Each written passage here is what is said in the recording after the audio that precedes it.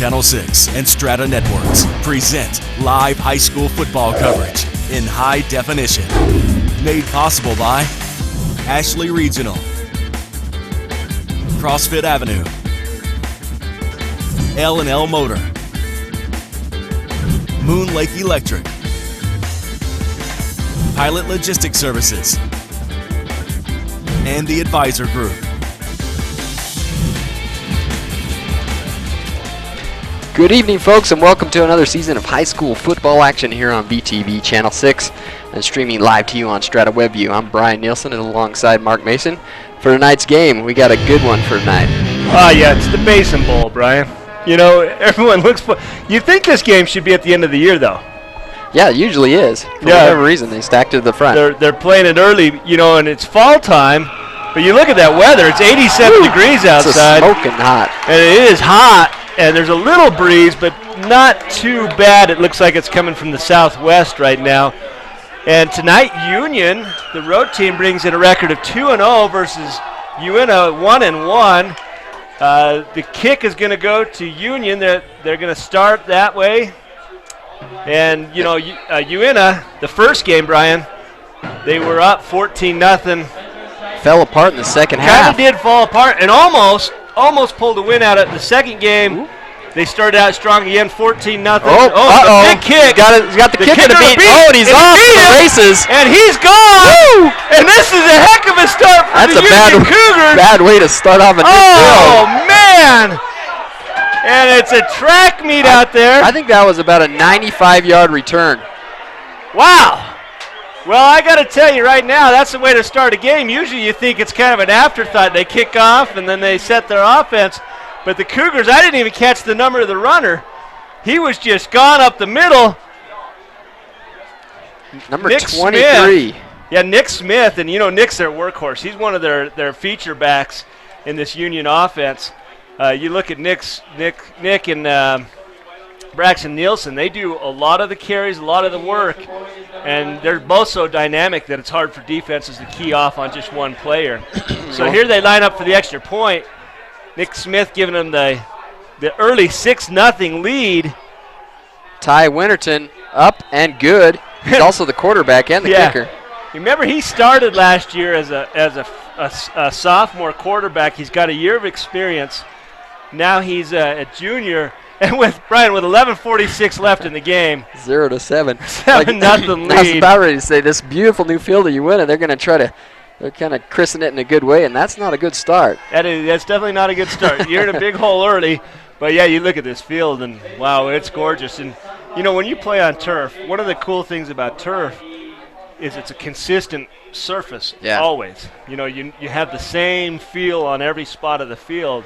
You know, there's not parts that are torn up or divots. And I went down there and walked around. This is my first time. I've played on a little bit of turf, but obviously it's not near as nice as this new stuff, and it's a little interesting to play on. It's almost slick on top, and then it's got all that gravelly chunks of rubber inside to grab onto your cleat and hold you in place. Well, and the Utes got such a late start getting to the field. I wonder if that had any impact on that kickoff. They didn't get here till 45 seconds before the game started. And then they just rushed out there and down 7-0. Let's see what's going to happen. Here comes the kick. Winterton, he kicks it. Filled about the 5-yard line. Going to try to return it. Oh, kicks out but loses his feet about the 32-yard line. That's a good run back there at Jury Bettis with a nice return. And starting about the 31-yard line, that's a decent field position. Nothing like about a 25-yard return. 6-point return, though. Yeah, not near as good as that, but still good field position. 1st and 10 for the Utes. Line up in a shotgun formation. Spencer Seitz. He's going to hike the ball. Fake it, rolls out to the left. Far side, he's going to keep it, tucks the ball. Oh, and maybe 3 yards. In a hurry, yep. Yeah, maybe 3 yards on the carry that time.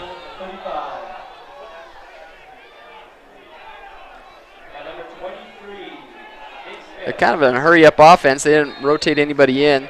They're all staying in their formation, a no-huddle offense. Sights again in the shotgun formation. I wonder if we got a number switch here, Brian, because I don't think Seitz. I thought he was a kicker. Yeah, I don't think that's Seitz. A nice stiff run arm up there. the middle. Keeps his feet going. That's Tyson Colton. Good for 30 yards. Sophomore. 30 yards right up the gut. Yeah, I was going to say that either the kicker's got a good arm there, got promoted into quarterback or something. But again, number 11 in the shotgun formation.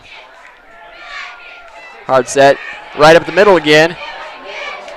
Able to drag his guy. Are they going to spot it? I think they're going to get just shy of a first down, maybe a yard, half a yard, down to about the 32-yard line of the Cougars. 10:41 left in this first quarter. Shotgun formation, 2 to the near side, 2 to the far. He's going to go back up the middle. That line is making tremendous holes for him. Spreads it wide and picks up a first down.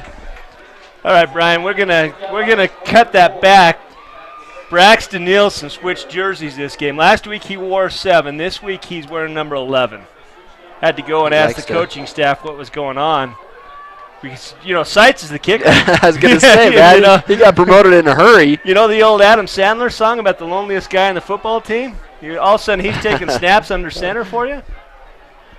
Should have just given Seitz all the credit. He would have had a great after. Yep. Oh, he's going to keep it. Oh, and finally brought down there. Boy, it's a dangerous run. Quarterback's always thinking about the play downfield, and he's holding that ball out in front of him, and he gets wrapped up. There he's going to lose about 5 yards. Nick Smith, credited for the tackle. He's leading their team. Number 9, or he's had 9 tackles on the year, 1 sack, leading the Cougars in total tackles. Apparently the Utes are doing musical jerseys because Seitz is down to number 3. That's what he's. They like to keep the opponent on their toes. Yeah. And He's there's a keep keeper. it up the middle there. He gets nothing. Maybe no. He doesn't even get back to the original line of scrimmage. Brian lost another yard. So I talked to the today. I talked to Matt Laburn, the head coach for Union, on his way over on the phone, talking about what they want to do. They won this game last year, and they did it in the trenches. They did it with their line, and right now. The defensive line is winning a couple of these battles, and that's key. Looking downfield, he's got a guy open. Oh, beautiful catch and throw there. Woo! Well, I got to tell you, Brian, that was a gorgeous pass by Kunis. He dropped it into a spot that only his receiver could catch it, and it fit into a window. Watch this replay. Hayden Bunderson there. Drop in. Right. Oh, that was a goodness. That was good position on the defensive back. I mean, it was just a good throw and catch. He fit it between his helmet and the shoulder pad, and the DB just turned around maybe a half second late. Down to the 5-yard line, first and goal, looking to even things up. I was wondering when Braxton was going to throw the ball. He has a great percentage on the year. And he's making 15 yards to throw, Brian, at 70% of his throws. It's incredible. Yeah, it's not that he's not passing either. You'd say, if he's only had 5 passes, that's why he's got. But he's 40 for 50. He's 40 for 55 on the year. So, and again, like I said, 70%. It's not bad for a quarterback. You're getting 15 yards a pop. That opens up a lot of the running lanes that this spread offense is really supposed to. That's what it's designed for, is it moves that defense and spreads them across the whole field. 2nd and 6 now. 2nd and goal. You look at that right side of the line, and you got Tragan Daniels. And high snap. He's going to look out to the outside. He got a guy open. Intercepted at the 1-yard line. He's just got to beat the quarterback and does not. Brought down from behind there. Braxton's upset. He had a guy wide open. Yeah, he had the slot receiver sitting right on the S, just nobody around him. He threw the long pass, the long flat pass, and you gotta put some zip on that ball to get it through. I was gonna say that out pattern. It's got to come right when he turns his head, and he just gave the defensive back, and that might have even been the outside linebacker. Too much time to read that. Yeah, and here's the replay. You see that, and he just missed the throw. Yeah. Yeah, it was shallow. It was the guy that made the tackle 43. That was wide open, number 43. That looks like Trevor Lofthouse, and he was wide open. I think Nick Smith's the one that intercepted that one. Well, talking to the coaching staff for the Uintah Utes, Brian, one of the things that they talked about was missed opportunities in the red zone. You know, they lost that game to Ogden, and they got to the red zone several times. They had a missed field goal. They had a turnover. You know, a couple of things happened that changed the course of that game. And here against the Cougars, they've repeated that pattern. And they've really got to clean up that red zone offense. Fake handoff. Goes ahead and keeps that. Right up the middle, number 23 there, Nick Smith. Yeah, I had a chance to talk to Travis Allen after that first game. He said, you know, we had them on the ropes. It was like 14-0 in the first half. He said then they scored on us, and our guys just froze like deer in the headlight look. So we got to really overcome that mental game that we can come back, we can fight back in the fourth quarter. Wide open, first down. Good enough for first down there, number 15 for the Cougars. Moria. 15. Moria. Henrique Moria. Good enough for first down now. They're on the 34-yard line. Their own 34. Coming up on the 7-minute mark in this first quarter. Right up to Nick Smith. Oh, the ball comes out. Is he able to fall on it? We're going to see who comes on. And there's a scrum down there. There's no signal on the field yet. I think Cougars were able to. Second down. One of the linemen there with the beautiful green shoes fell on the ball.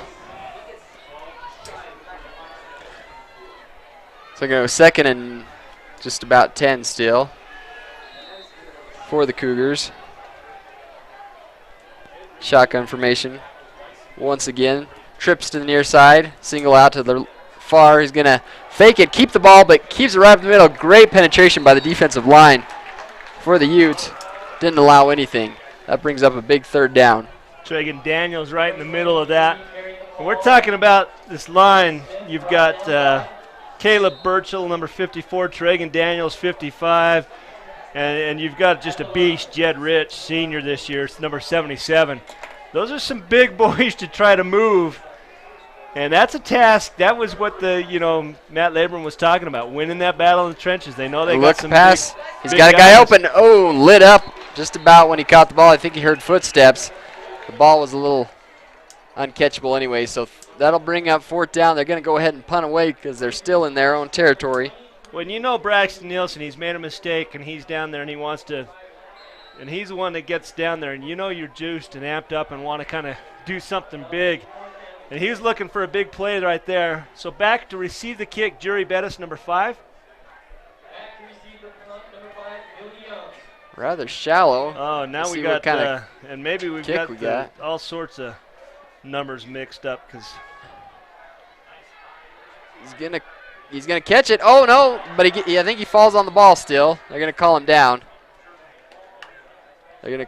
So the Utes will take over on the 32-yard line. 5:43 left in this first quarter. The score now 7-0 in favor of the Cougars. Hey, Mark, another year of high school football action. We got a few old sponsors and a few new ones. We would like to thank all these guys for making this possible. We got the Advisor Group, Financial Planning, Benefits Package, Insurance, or Retirement Plans. We have a specialized team to help meet your needs. We are the firm of firms. The Advisor Group, new sponsor this year, and of course, thanks to all of our sponsors, they make possible this local coverage. And that's one of the great things about living in the Uintah Basin. We got two of the home teams for the Uintah Basin represented tonight. It's one of our favorite games to call for VTV. There's Great a nice job. 5-yard pickup. Was that the tight end or the running back? Number 42. I think that was his tight end. That's Dylan Hanks, and he is the tight end. Big boy. And it kind of almost looked like a blown route because he had two receivers standing shoulder to shoulder, and it went to the tight end. And Braxton's so accurate. You know, when you're completing over 70% of your passes, that's rare in the high school level. Yep. And here you have the tight end coming in motion. Dylan Hanks resets himself, trips here to the near side. He's got a corner that's blitzing. Better pick him up. Oh, he's going to fake that. He's right up the middle. He keeps the ball. Braxton sliding, lit up. He just took a shot. I'll tell you right now, Zach Winters, a senior linebacker for the Cougars, hit Nielsen hard enough. He's gonna be a little foggy for a minute or two. You can see the trail. Ooh, right there. Oh. this new turf they put, like I said, put those little chunks in there, and you can kind of see everywhere anybody cuts or the ball hits. Yeah. You know, it skips up the. Yeah, He had a intent trail there is so their feet don't get caught up in that turf. They Yep. roll over the top of it, but they got this pistol formation. That's where the running back's really close to the quarterback, and he reads. There's a blitz. Fake. Oh, it's intercepted intercepted once again. That was just a great read there. it By really the was. defensive end is the one who stayed home, I believe. Yeah, or number 57 for 57. the Cougars. That is Paul Kafusi. The Kafusi family, one of our favorites. And he just read that perfectly because it's a design screenplay. Yeah, it's meant to And suck everybody in. yeah, He stayed home. They release all their blocks, and the intent is that everyone gets deep trying to get to the quarterback. He floats it over the top. And Kafusi with a heck of an athletic play. And turnover. First and 10 now. Bad snap, picks it up. Able to make something out of nothing. He's going to look for the pass. He Rolls, throws it. Fires. Oh, and Kafusi, another one of the, is that Number 10 there. I think it is. Oh, who was that? Number 18, number I'm 18. sorry. Viliana Latui with a nice reception.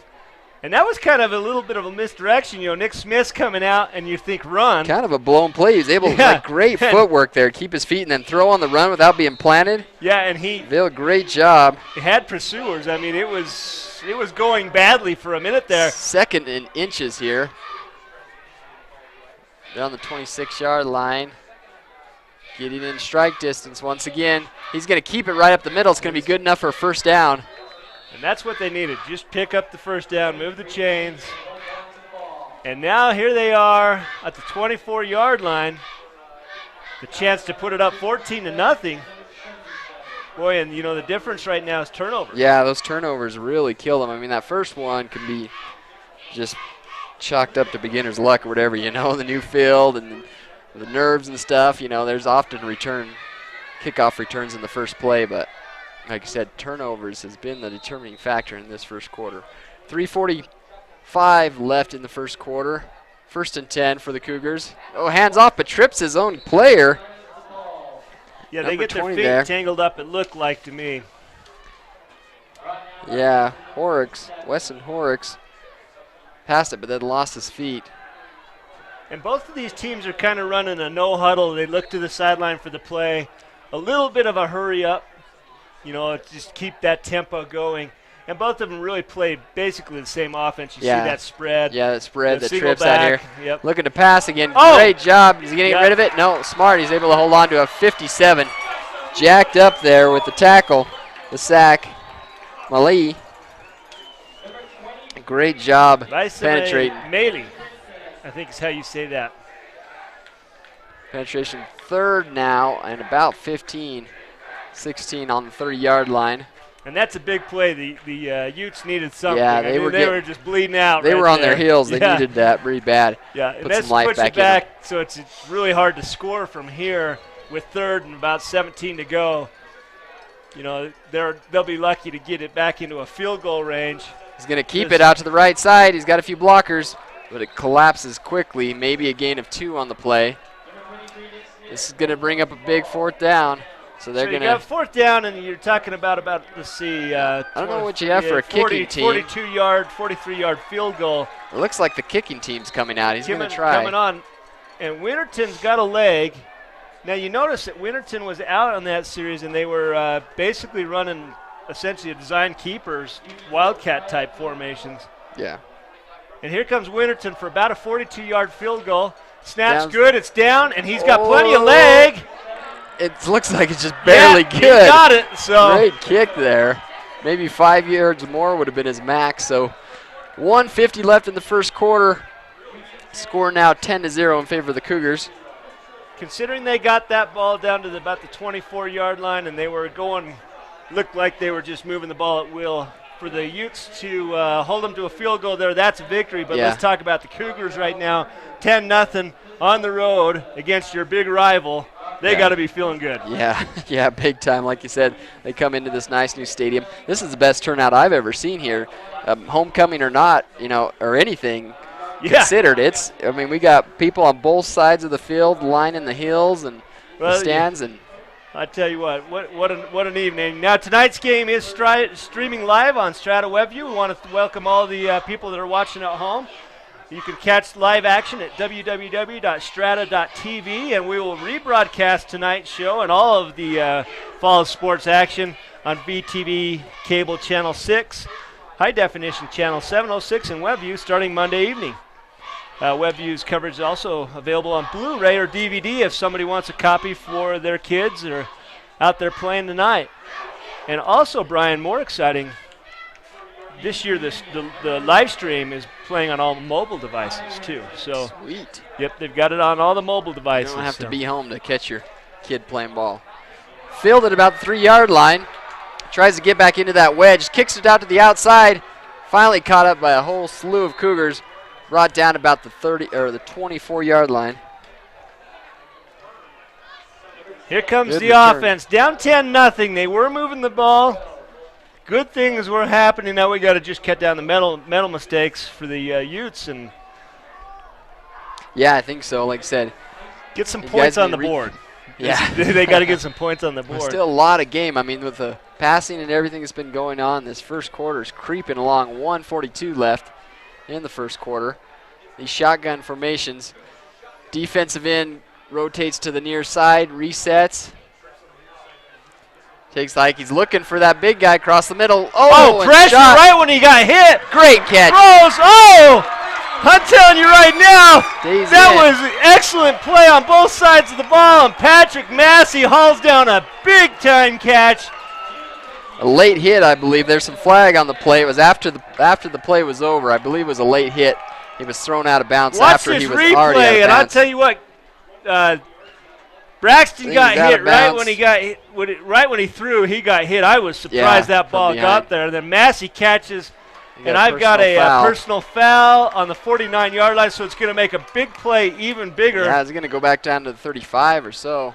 About the 36-yard line from here. Wow. That's a Boy, on that's both the way sides to of the chew up a ball, lot that of was field. some incredible play. And the Cougars have just got to be just shaking their heads saying, what, about a quarter-second quicker to the quarterback, and instead of a 40-yard play, that's a sack or a strip. Or Like you said, what a great play. Great throw and catch. Braxton. Heads up play. He knew he had pursuit coming from behind, but still able to know how to get rid of that ball. we used to before call it's that hit. the watch out block. When you hear your lineman say Curve. watch out, you know. Oh, it keeps the ball. I was even faked out. I thought it went to the lead running back. He Yeah. was able to keep the ball. He fakes him the about handoff 3. to Tyson Colton, and Colton actually had a lane. It's one of the rare misreads tonight as far as how the running game's gone. Tonight's coverage brought to you by Pilot Logistics. Western Petroleum may have a new name, but they're still the same great company you can rely on. Pilot Logistics. Pilot Logistics.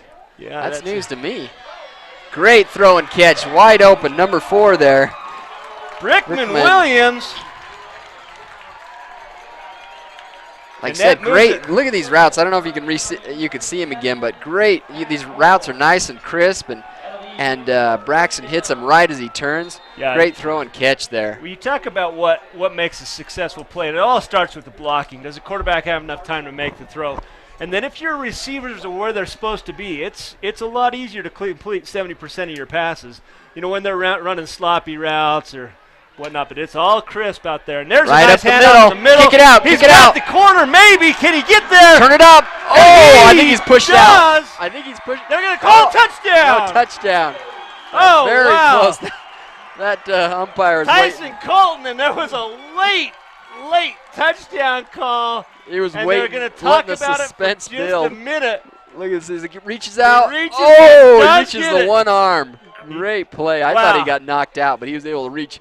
Sacrificed his ribs in the meantime. That's the best part about watching this on the high definition replay. We can see right up. We can count how many tufts of turf there are down there. And there's the. I think the we got coaching. Sights now. Sights Sights is ready wearing to number kick. 3 tonight. He gets it up, up, and it's and good.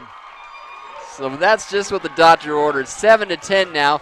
28 seconds left in this first quarter. The score 10-7.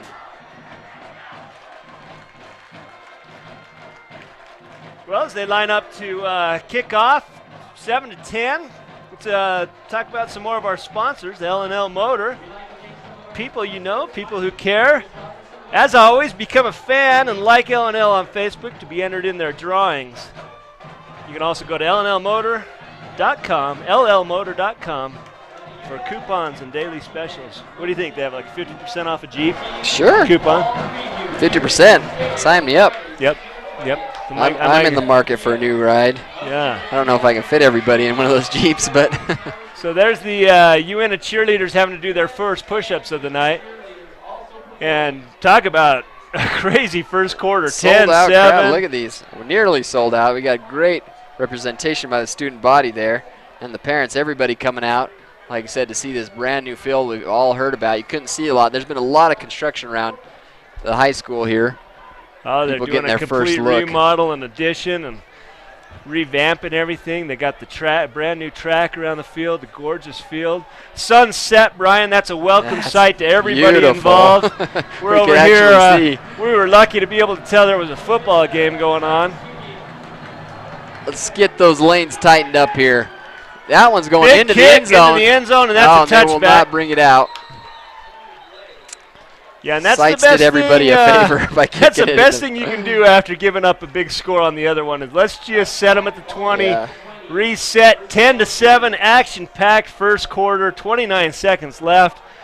And you talk about the culture change that's happened at both programs, Brian. Yeah. You know, talking to both coaches, both Uintah and Union, actively involved. I know all programs are. It seems like they've tried to step it up a little bit. Talking to the Union head coach, going to all the elementary schools, doing a reading program with those kids, being involved in service projects. Looking to You know. pass. He's got a guy across the wide middle. open. Oh, and no, he he just loses fakes it. out. Stiff arms, gets 10 more yards. The Oh, ball comes fumble! loose, it's picked up. Oh, fumble! It looks Oh, like it's no. a turnover.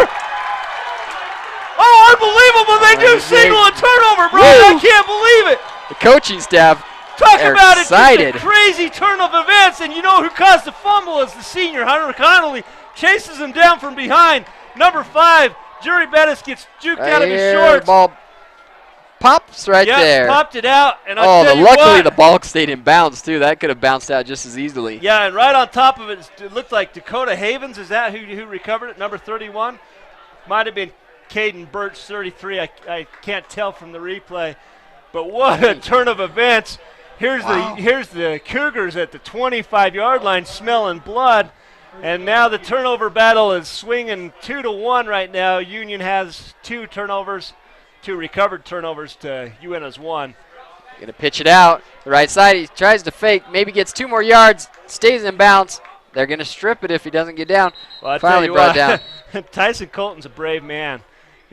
He's sitting on that sideline. There's nowhere to go, and they're all pursuing laterally. And he's cutting back infield. That'll be good enough for the first quarter. We'll put that one on the books. The score 7-10. I wish 7-0. 7-10. In the favor of the Cougars. And we'll step away for a short timeout. We'll be right back at the start of the second quarter. Tired of fast food type financial planning, benefits, and insurance plans? At the Advisor Group, we have specialized teams for financial planning, retirement plans, health benefits, and insurance. That's why we're the big city firm of firms for your local and professional needs. Having a baby is one of the most important events in your life. At Ashley Regional Medical Center, we are prepared to make that experience memorable by providing a secure and pleasant environment. When you arrive at our birthplace, you will be greeted by our award-winning OB nursing staff. Their desire is to make you as comfortable as possible and to provide you with all the information you need or want. You will be placed in one of our modern birthing suites. Family members are welcome, but only with your consent. During the labor process, the nursing staff will attend to your every need and monitor your progress. Your physician will be kept up to date by the nursing staff and attend you when it's time to deliver your bundle of joy. After your delivery, you will be taken to our beautiful and relaxing post-delivery rooms. Your care will still be monitored by our staff, and you and your baby will receive constant attention. Choose Ashley Regional Medical Center for your OB care.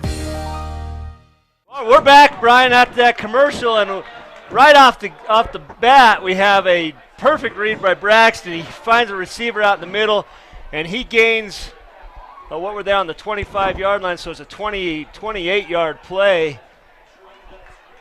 First down. Woo, that was close. Yeah, and there was a D-cleat block right at the end of the play that could have been easily called a personal foul. One of those blindside earhole plays. First and 10 now for the Utes. Looks across the middle, lit up right as he caught the ball, but able to hold on.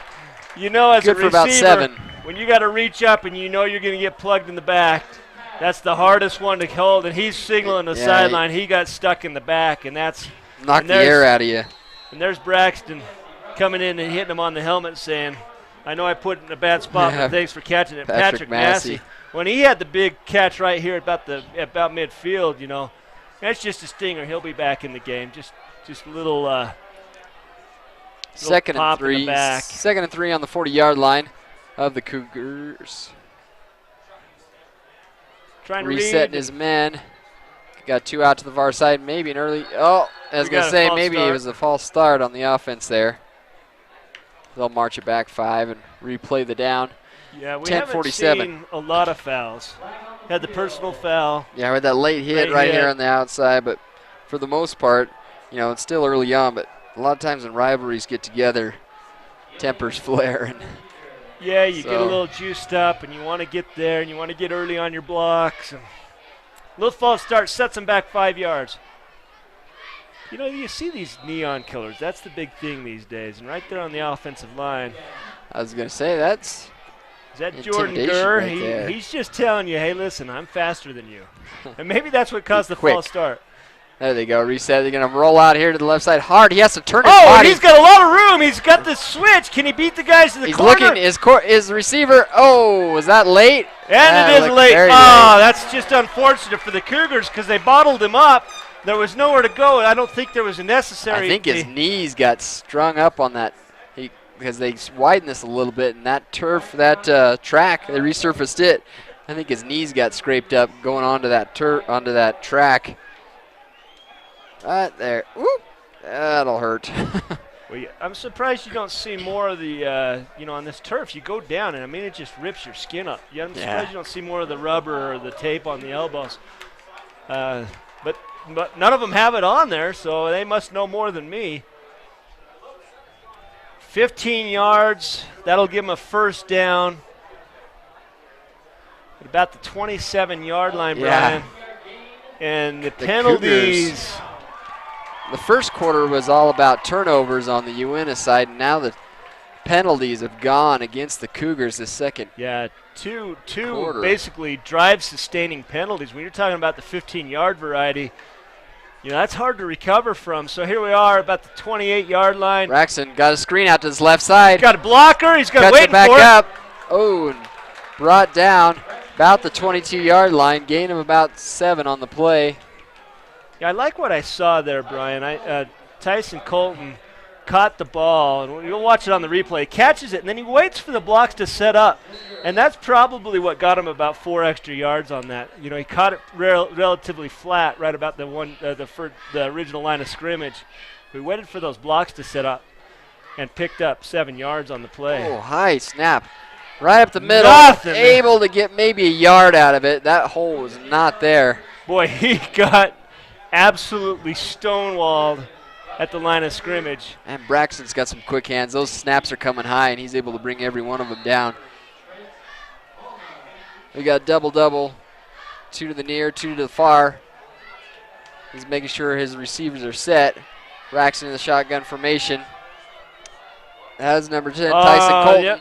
We got another another False start. penalty. Yep, we have number 54. Just a little hitch start, and once you're down, you can't do that. Caleb Birchall puts him back just a few yards. I think those markers haven't moved, but we've moved that, that ball marker at least 30 or 40 yards within this 10-yard pendulum here. It just keeps on going back and forth. Back and forth, yeah. 3rd and about 7 now for the Utes. Braxton sets his man. Shotgun formation. Sets They're him showing hard. blitz on the right side. They back that off. Guys, time. Oh, he steps into it. Gets rid of the ball. Almost intercepted. Oh! He's trying to save the ball, but almost forced a interception and there. with Seitz on your team, I think Seitz is going to kick it. Yeah, you don't want to make a turnover there. That's costly because this is points on the board. You got the kicking cartel, the Seitz family. We've had some long-distance kickers on the Uintah side of the ball for a lot of years. Well, this will be, looks like about a 42-yarder, slightly to the left. That's where he's set up, looking to tie things up here midway through the second quarter. And Union hit one of these from almost the exact same spot earlier in the game. Snaps good. Oh, down. He did not get it. Right. No, it's short and to the right. Shanks it to the right. Short about 10 yards. But you see, if the show on the replay, he couldn't step through that. There was there was right a guy. face, I think that's why he was hurrying up because he had a guy blitzing in on that. So unfortunately, not able to tie things up. Oh, almost blocked there. Yeah, you could see he had to short leg that. He didn't get his full swing through. 9:07 left in the second quarter. The Cougars will now take over. I also want to thank CrossFit. There's some myths out there that CrossFit is for elite athletes only. The facts are we want to teach everyone who has a desire to improve their quality of life. Another one floating around is that CrossFit is way too expensive. It is the most inexpensive way to learn fitness from a certified trainer. We are not discount CrossFit. Certified, so go down to CrossFit. Good swarm tackling there.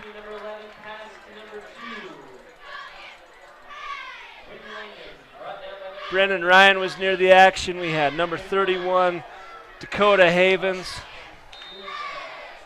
and Hayden Bunderson all right near the ball. 2nd and 6 now for the Cougars. You see this kind of cover 4 look. They're playing kind of basically a zone. And got a guy out in the flats, able to break the first tackle. Great job picking up another 10 yards there on the play. As the play was developing, I said sometimes with this cover 4, if you don't play the right principles, the defensive back on the right side backpedal too much. His responsibility is relay that guy to the safety and take that shallow flat.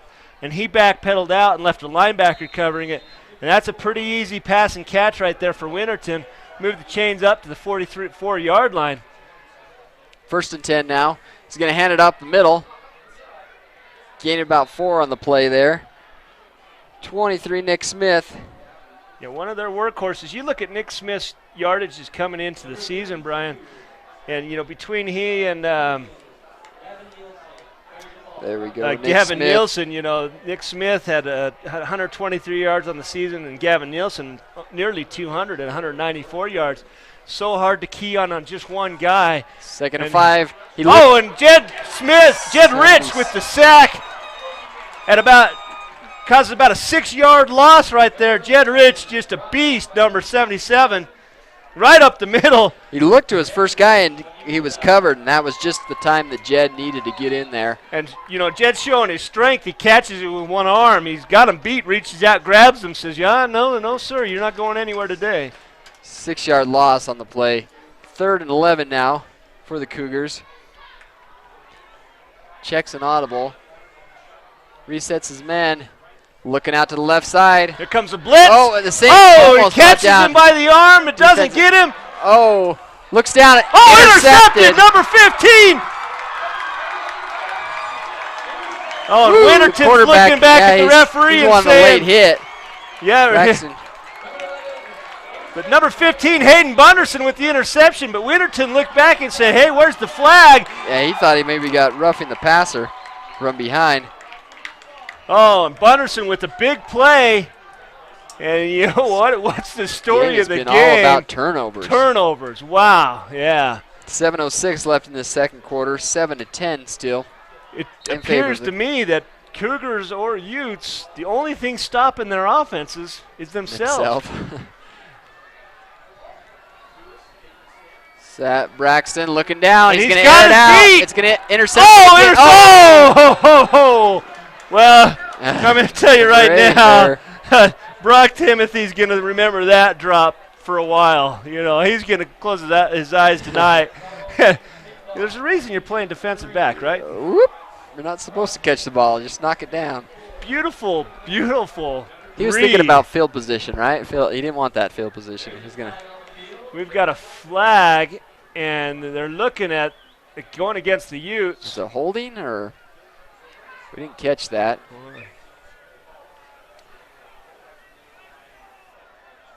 It's a 10-yard penalty, and that's typically the hold. Yeah, they do give the hold signal.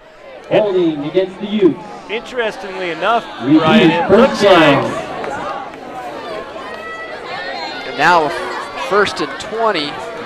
It looks like for the Utes. hold was called from where the flag was. The spot from. of the foul? That's yeah, is that unusual? I thought it was just a 10-yard straight-up penalty. But so in a big hole, starting from the 23-yard line. First roll out to the right side. He has blockers. Looking down. Oh. He's going to reset. No. Oh, and he fumbled. The ball comes loose. Oh, no. The ball almost. And who picked it up? Looks like Caleb Birchall, 54. number 54. Heads up play by the offensive line following his quarterback. He had lots of blockers, but he decided to double back and almost a horseshoe. Yeah, he needed to go upfield at that point, but I understand you're trying to make a play. You're trying to look downfield and get the big strike. Very, very deep. 35 yards to go back to the chains. My goodness. Deep in their own end zone. Braxton's going to try to get himself out of this pickle now. Looking for the quick snap. He's going to fake it. Almost a blown play. He was showing fake. Another loss. He was showing fake. Oh. And the running back wasn't there. He's didn't even look for it, right? Dude, I got a block for you is what he was thinking. See, his running back was nowhere close to him. It's that read option. He's trying to read what the defense is giving him, and he's supposed to be able to say, okay, you take it or I run it. There was nobody to take it, and he was clearly expecting the ball to go because he wasn't even looking to run and got taken down from behind. And this is not one they're going to put in the Hall of Fame, this drive right here. It's 3rd and 35 here. He's going to roll out right up the middle. They were going to look, keeps his feet. Great job. Gets out of the danger territory. They're just going to be happy to not have their punter standing on the white stripe on the back of the give Sites some room to kick. He's going to set up about the 4 or 5 yard line, hoping to kick it back to the almost original line of scrimmage. 4th down, Spencer Sites back to kick. 5:03 left in this second quarter. Number 5 is everybody's set. Young of Union. Hunter Connolly making sure everybody's good. Sites calls for the ball. Catches it, brings it down, kicks it away. It's a high one. Short kick. It's going to take a and out of bounds at the 42-yard line. 42, yep. And he didn't give Billy Young a chance to run that back, but how would you like to start a drive at the 42-yard line? The Cougars are in great shape.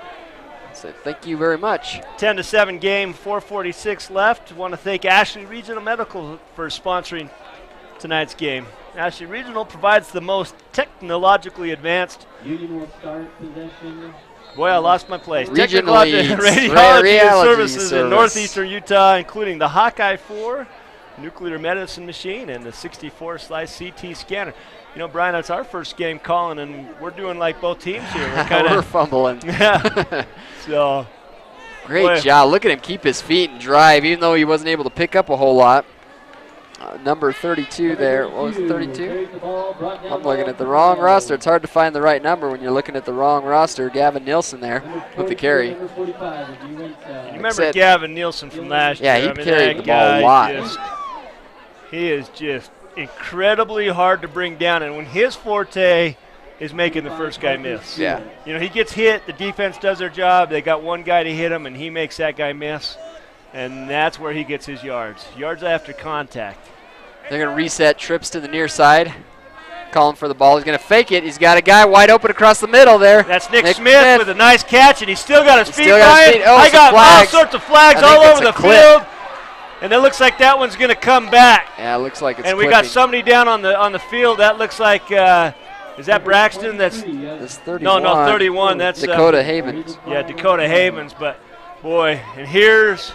Let's watch. 31, he's following him right here. And that's, he didn't have his shoulder. That's tough. I was going to say his head was on the wrong side. All it does is take your head to just see if you got it on the front or the back of the person, and that time he had it on the back. That's tough because I'll tell you right now that, you know, Latui,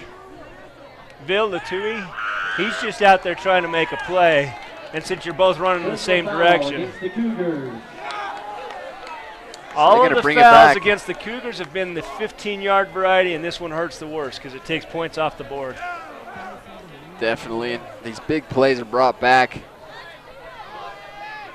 And from the point of foul, it's still a gain of about 4 on the play, even with the loss, with the penalty. The ball markers moved about 4 yards, so it's going to be third down. About the 43. Should be third down. They're not moving that marker. They call it. That one low. He's able to bring it up. He's looking down the field. Dings it out Great there. job. And that's the first down they were looking for. Yes, good throwing catches. On that ball? Good throws. Good catches on both sides of the ball. Good enough for a first down. Spotted on the exactly 25-yard line. The near hash. We're at 3:40 left in this first half. The Cougars still leading 10-7. He's going to hand it off to the left side. Almost stripped out, but able to hold on to the ball. Not able to come back to the line of scrimmage. When you're the runner and you're holding on to the ball down waist level or lower, you're just praying you can get down to the ground on time. Like I said, I loved when running backs were like that because it was so easy to go in and strip the ball because they had no power down there. Like you said, able to hold on to it, not able to get back to the line of scrimmage, though. 2nd and 11 now for the Cougars, right at the 3-minute mark. I think they're going to go ahead and call a timeout, rethink things. So with 3 minutes left in this second quarter to score 10-0 in favor of the Cougars. We're going to step away, be right back after these messages.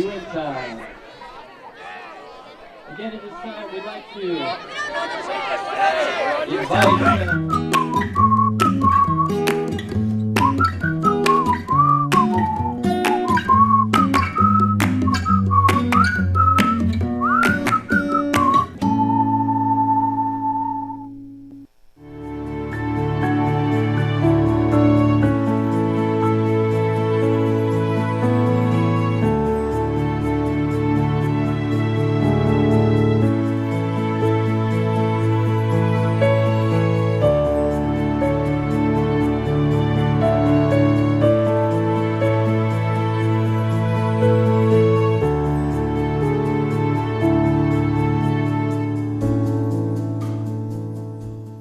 Western Petroleum may have changed their name to Pilot Logistics, but the employees that you have always counted on locally are still the ones here now.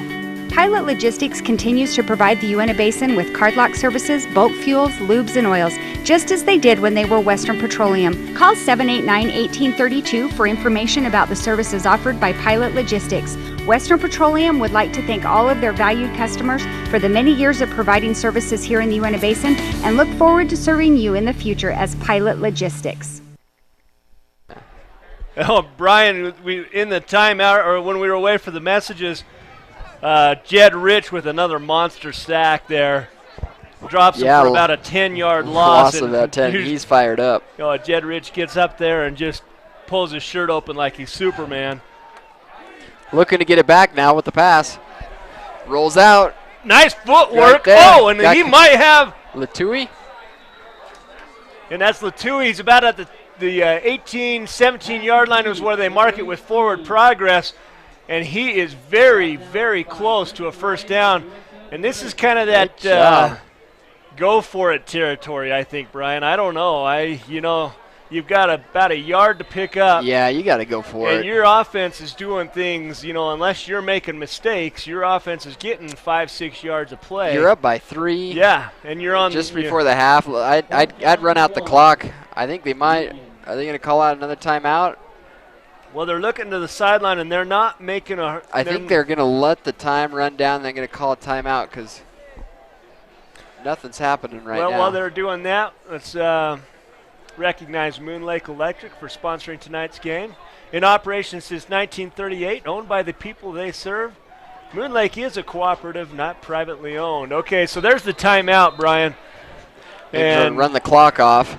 And we'll see what they come back out. And like I said, if it was you or I, we'd go for it. But yeah, well, it's easy to call that from up here. What do they always say? It's easy from 3 rows up? Well, it must be easier because we're like 30 at least. Well, this is when you're one of the assistant head coaches or whatever. You just look at Matt Labram and say, your call, buddy. Yeah. Yeah. You get all the stress. And there's Reitzel looking on, trying to figure out how do we put him down from 3rd and 20 to 4th and 1. Boy, he had him in a hole and let him out of it. Well, halftime. Jonah, join us for the halftime show. It's going to be big. I don't know if you read the paper, but there's 10 grand on the line. Oh, man. Somebody could kick a field goal. I don't know where it's from. It's probably from like the 60-yard line. Halftime show brought to us tonight by Jiffy's Pawn Shop and Bigfoot Pro Shop. Well, they are going to go for it. They must have heard us. 4th and 1. Here comes the blitz right up the middle. Oh, he's going to keep it. And he got the corner, and he's got a lot more. And brought out of bounds about the 4-yard line. Tried to bring him down. He was very close to the loss. Minute 19 left in this first half. Boy, and they just right there. That was so close. contain the corner right there. You cut that angle just a little too sharp. And Winterton with some quick feet and the right read gets out for the first down. 1st and goal from the 6-yard line. Winterton asking for the ball. He's going to look to his right. Fires, finds a man, intercepted. I think they caught the ball. He's going to spot at the 1-yard line. Unbelievable. I didn't see who caught the ball. Was that number 5? Jury Bettis. Here comes the replay. No. Oh, beautiful read there. He unfortunately rolls out of the end zone, so they're going to spot it at the 1. That's Hayden Bunderson with the that's his second interception on the night. Big time play, Brian. You cannot overstate with 1:15 left. I think everybody, even the crowd's like, what? We were expecting a touchdown. And wow, and as hard as Winterton throws that ball, that's just an incredibly athletic play for Bunderson to come over the shoulder, catch that ball, and roll out with it. Avoid anything bad happening here at your own goal line with 1:15 left. This is where you still may get a safety. So, and after being outplayed by the Cougars, the Utes will probably likely just be ecstatic if they can get out of here with. Oh, get rid of that ball! Get rid of it! Oh, good job. That's an intentional grounding. Yeah. Yep, that's a safety. And he waited too long, and he's got to be told. You got one look, and then you throw it over everybody's head. And he waited, and there's 2 points. And the Cougars are going to just be grateful to come away with 2 points right here. But, yeah, it's one look and get rid of that ball. Yeah, it was just taking too long. You got to know when you're in the red zone like that. So the Cougars do pull away with 2 points, 12-7 now, with 1 minute left. Yeah, when you're on the goal line, it's easy from 3 rows up. Dive up the middle. Try to get 3 yards. Yeah. Don't get or fancy. You said quick slants or quick outs. Yeah. You got one look. Get rid of the ball. An option read right up the middle, something. But don't stand there and wait for them to pursue because they're hungry. You mentioned the halftime show. What did you say about it? I wasn't listening. We've got the halftime sponsors, Jiffy's Pawn Shop, proud sponsors of Strata Network's WebView live stream. And then the Bigfoot Pro Shop, they're the sponsor of the halftime performance. Bigfoot Pro Shop, we've got you covered for all your outdoor adventures. Yeah, they moved up to North Vernal Avenue. For those you don't know, just look for the Big Fly. Oh, yeah, and they've got everything, fishing poles, bows. Jiffy Pawn, of course, equipment. They got everything you could possibly need there at Jiffy's. I believe you picked up a nice road bike. I got a nice, sweet ride there. I'd have to test that. Those guys, they took care of you. Shopper, yep. So you can go and frequent them. Jiffy's Pawn Shop here on Highway 40. So they're going to kick off now from the 20-yard line. Sides hoping to get back, at least get it out of his own territory. Like I said, right at about a minute left in this first half. 12-7, and like I say, the Cougars have really dominated this. Penalties, Yeah. they got all the big varieties, and they had some turnovers. Of course, the Utes had some turnovers in the red zone too, but Kicks it down. there's the Great kick. Yeah, he got all of that one. Puts it down to the Another point. 19-yard lines where it's fielded. Get him, boys. Oh, yeah. Brought down at the 39-yard line. So they got 20 yards on the return. We've got 1:03 left with the change of possession. That'll stop the clock. And the Cougars are getting big chunks of yardage. There's with 1:09, there is nothing over yet. Yeah. They definitely have the big play capacity and could score here before the end of the half, Brian. Well, they see if they can do that. Winterton in the shotgun formation. Trips out to the far single here to the near side. He's going to look to the near side. He's got a guy open. Hit right as he hit. When Great it got job there. at number 15. Yeah, Bunderson got there exactly, just perfect timing. Hit him right when the ball got there, and you get that head snap back. So hard to catch the ball when you're getting stuck right there. Great throw and catch. But, yeah, you'd think they'd start to shy away from Bunderson with the success he's had tonight. But yeah, he's doing well, but he's They're gonna clearly go to also lined up against one of Winterton's favorite targets, too. So looking the left looking side. back across Latui. Gain of about 7 on the play. They're gonna give him forward progress, maybe to the 9. So it's gonna be 3rd and 1. You get Latui and you got the linebacker chasing him, Dylan Hanks, and that's such a hard assignment when you got the tight end crossing right across the middle, and you got to pursue him down. And Hanks did a heck of a job to catch that. And here's a timeout. 37 seconds 37 seconds left. Like I said, they're going to call a timeout, see if they can get 1, maybe 2 plays left before the halftime. And with their kicker's leg about the 30-yard line, looks like what they kicked that last one from 28, and he didn't have maybe an extra 2 feet over the crossbar. Yeah, so it wasn't too much. So that's kind of his distance. Of course, the wind is slightly behind him. Yeah, like I said, they got to get him at least 30 or 40 yards before he's even in range. So, I'd like to thank those people who brought this game to you. The Advisor Group, financial planning, benefit package, insurance, or retirement plans. We have a specialized team to help meet your needs. We are the firm of firms, and I can attest to that one as well. You know, I went in there, I got life insurance from one individual, got auto insurance from another. I mean, you're one-stop shopping for all that you need right there with the Advisor Group. That's the best part about living here. You know, you got these guys that support this kind of thing. So here it is, 3rd and 1. And he is just lit up by number 54. That's Caleb Burchell doing work behind the offensive line. Fired up, too. You got to be, like you said, that clock is going to run down. I think they're going to have enough for one more play should they choose to use it. 17 seconds. It looks like the coach is going to be satisfied with just going in with a 6-point. Yeah, it's 4th down, Brian. They got a kick, or is there? I think they're going to run out the clock at 5 seconds it's left. over, and that's the halftime. Stick around. We've got Brian Baldwin down on the sideline.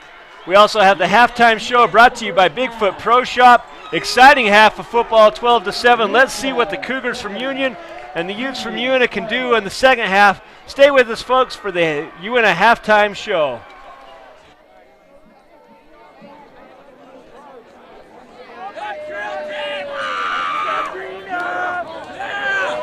Amplify.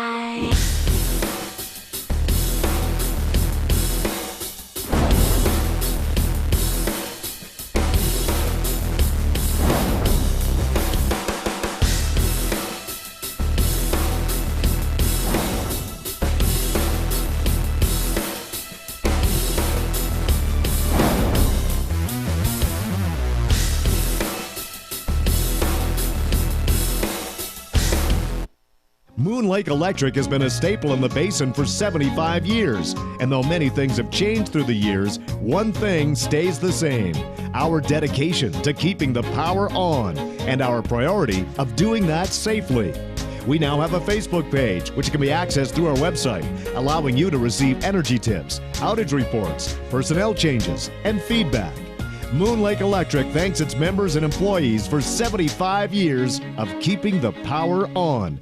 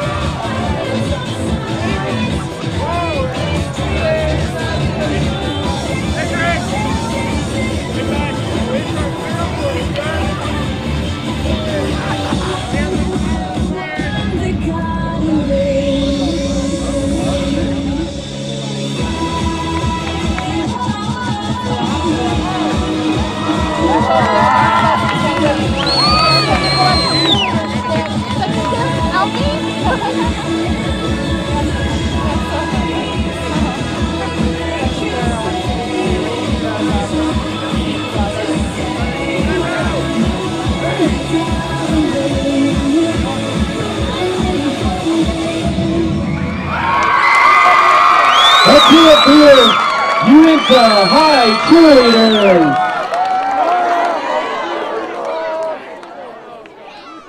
Drill team, let's go!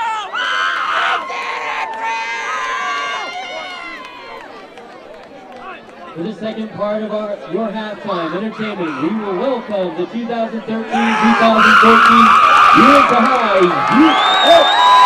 The U.S. will be performing their top 14 choreographed by Nicole Perry, Robin McClellan, and all the UF captains are Maddie Law, Carly Murray, Elise Mueller, Katie Haslam, Taylor Harvey, Megan Ford, and Maddie Miller. Put your hands together for the Udettes.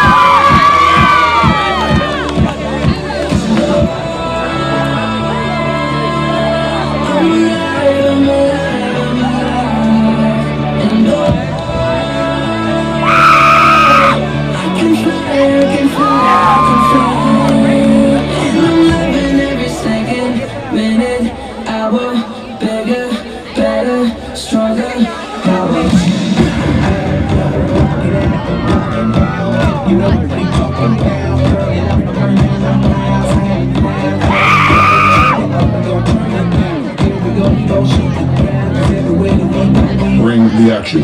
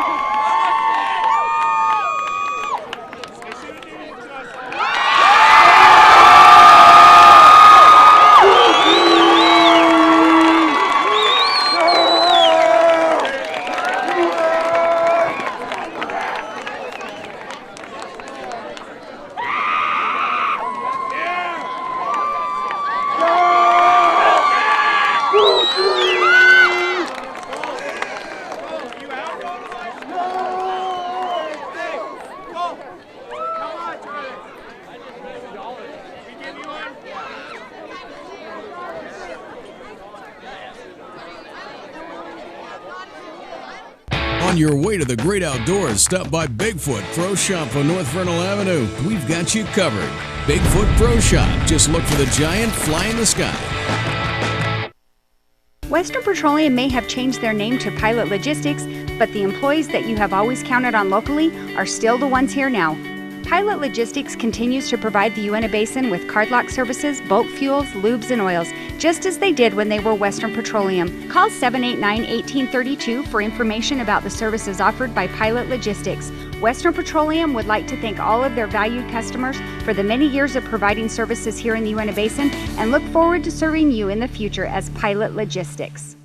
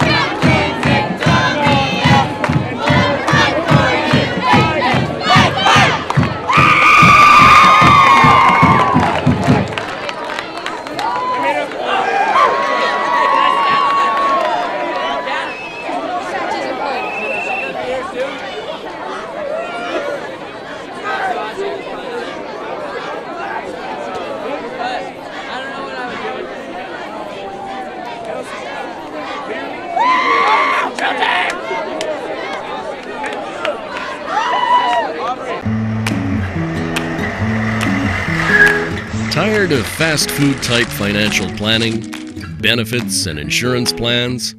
At the Advisor Group, we have specialized teams for financial planning, retirement plans, health benefits, and insurance. That's why we're the big city firm of firms for your local and professional needs. Have Having a baby is one of the most important events in your life. At Ashley Regional Medical Center, we are prepared to make that experience memorable by providing a secure and pleasant environment. When you arrive at our birthplace, you will be greeted by our award-winning OB nursing staff. Their desire is to make you as comfortable as possible and to provide you with all the information you need or want. You will be placed in one of our modern birthing suites. Family members are welcome, but only with your consent.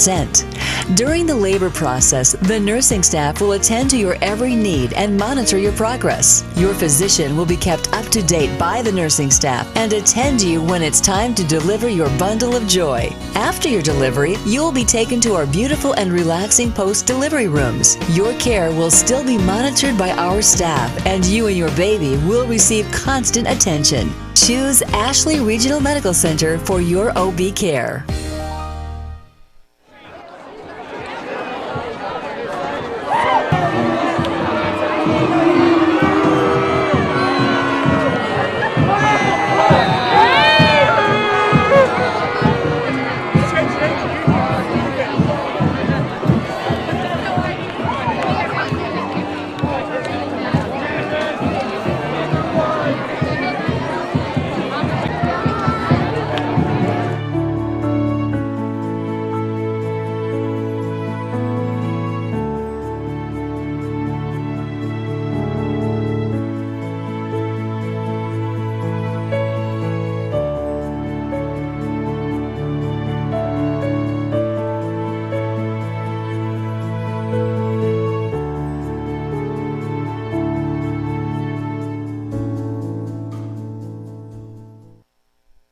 On your way to the great outdoors, stop by Bigfoot Pro Shop on North Vernal Avenue. We've got you covered. Bigfoot Pro Shop. Just look for the giant fly in the sky. Western Petroleum may have changed their name to Pilot Logistics, but the employees that you have always counted on locally are still the ones here now. Pilot Logistics continues to provide the Uintah Basin with cardlock services, bulk fuels, lubes, and oils, just as they did when they were Western Petroleum. Call 789-1832 for information about the services offered by Pilot Logistics. Western Petroleum would like to thank all of their valued customers for the many years of providing services here in the Uintah Basin and look forward to serving you in the future as Pilot Logistics.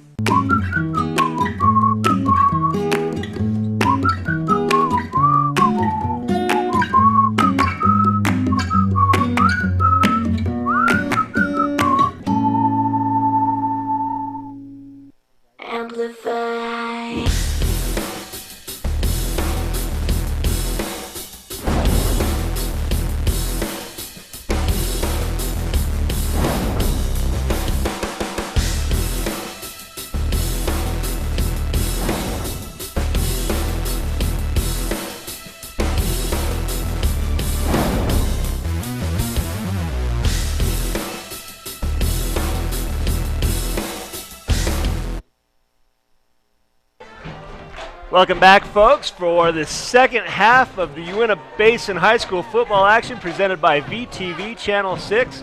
This game is streaming live on Strata Network's web view at www.strata.tv, and we welcome all the folks that are watching home live. We'll also broadcast this game and all of the fall football sports action on VTV Cable Channel 6 and in high definition on Cable Channel 706.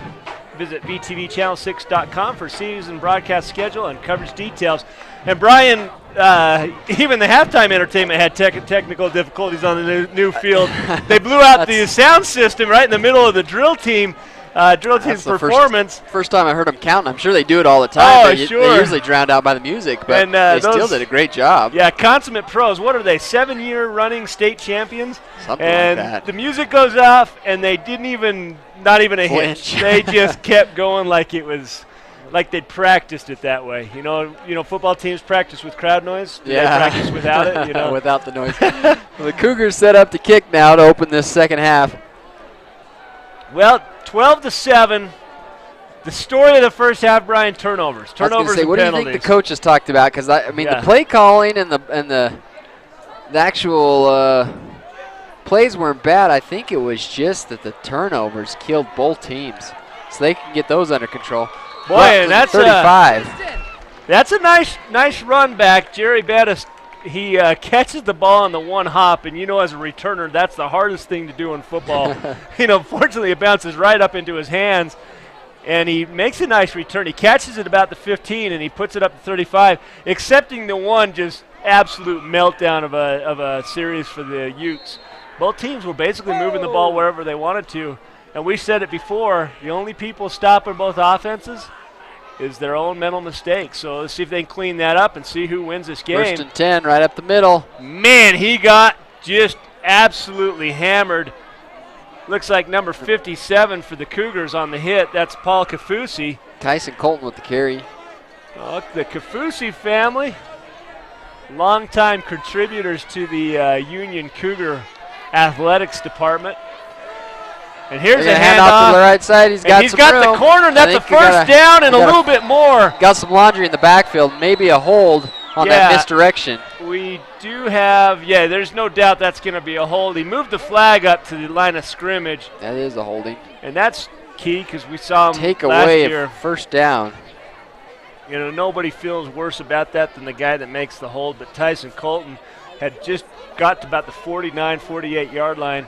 Moved it onto the Cougar side of the field, and then you go backwards 10. So 2nd down and 20. And here we go. Bad deal. Mental mistakes. Yeah, like you said, they obviously haven't recovered from those quite yet. 2nd and 20, 11:24 left in this third quarter. Hard count. And they're going to just go to the same play. It worked last time. Why not? He's got 10. He's got 15. And he keeps his feet. He stayed out. He's got out of bounds right at the 45-yard line, it appears. And just barely grazed that sideline. You see him coming around right here. And this is where his foot comes out. Ooh. Just his heel right on the 45-yard line. Just turned him enough. Great job. 3rd and about 3. About 17 on that play. Look at both sides. Decides to keep it. It doesn't get it. We got it. Flag? Is it a flag? I think it's going to be an illegal block coming across. That's what it looks like to me. Right here on the replay, they're going to call. I think it was Patrick Massey coming across. And they're looking at the sideline what they want to do with that call. Waiting for the signal. That's a block. Illegal block. Yep. So they're going to push it back again. These great plays. They almost get the first down, then they're drugged back. They're going to see if they want to accept it or decline it. I would wager they're going to accept it. Well, you get this situation where it's 3rd and about 3, Brian, and they can decline it, which it looks like they're going to do and make it 4th down. Is it a loss of down? Yes, it is. Well, it's just they just declined it because it was the 3rd down play. And then here comes the kicking team. Okay. So that's a good call. At first, the offense was staying out on the field, and here comes the kicking team. At the 44-yard line, though, everyone's got to be thinking fake right here. Yeah. Everybody's got to be thinking fake. They got Connolly right there in the backfield. He's actually right under center. Yeah, and Connolly hasn't had a lot of touches, but he's got a lot of speed, and you see him barking out. He's the one that calls for the snap. Look to that right side. And here comes. They're gonna go ahead and kick it away. Gets a nice high kick. Is going to stay inbounds. Finally rolls out about the 22-yard line. Good kick. They mark it at the 20. Cougars will take over. 10:54 left in the third quarter. See if they have tightened up their ship and see if they can hold on to that ball. That was the killer in that last penalties and turnovers. Both teams, they get out under control. Well, Brian, we got a special guest coming up to the booth. You know how these kids do all these, they have the special way of asking people out on dates. Oh, yeah? Yeah, apparently Hannah Jones has an answer for somebody. He's supposed to come up the booth. When he comes up and gets his check, which says 10,000 yeses on it, he won a check for 10,000 yeses. Kisses? Kisses? What? I don't know. It's right over there, right by you. Oh. And when he comes, they're going to come up. I'm going to put him on TV when he comes up to get his check. That's fine with me. You know, these guys, they they think of the High most school- creative high ways school only to comes ask once in and your say life, yes. you know? Nowadays, now that I'm married, it's they want to go on a date. Yeah, But Now I these gotta watch kids, the kids. they spend an hour hours thinking about how to do these answers. Actually, Brian, we've got Hannah Jones here. I wonder if we should put her on the TV. She can talk about what they're going to do on this date. Yeah, we're going to put we'll put the microphone on. All right, Hannah, you're on. I want to welcome everyone. Hannah Jones. She's got a check here. What is it? 10,000 yeses? Is that what it is? 10,000 yeses And to homecoming. who's this fine gentleman that's taking you to homecoming? His name's Josh Williams. Josh Williams. How did he ask you? I mean, it's what do they call that? It's like a date proposal. A date. Yeah. What do they call those? Well, for prom they have promposals. I don't know what it is for Yeah, it's a homecoming. promposal. It's a promposal. So what did they do on this promposal? So what he did is he got a toolbox and put a lock on it, and he gave me a card with tons of different boys' names on it. Yeah. And had a bunch of different combinations. And I had to go through all of the combinations to figure out which one unlocked the one that was next to his name. And did you have to go through all the names, or did you get it pretty early on in the game? It was pretty early on. Oh, that's too bad. He should have handed the right combination to your mom and made you go through like 30 different people and then got you last. But so the promposal was pretty cool. And you've got a check here for $10,000. Now at halftime they had a $10,000 field goal. And my understanding was that they wouldn't let you out there. Yeah. Yeah, that's too bad. All these rules. We got to do something about these rules, right? That'd be great. Yeah. Well, and here comes the Cougars. Well, thanks for being on the show. We'll put your date on the radio when he comes up. Appreciate you stepping into the booth, and we're going to get back to the action. Thank you. All right. Have fun at the homecoming. Thanks. Yeah, you got to say go Utes now. Go Utes. There we go.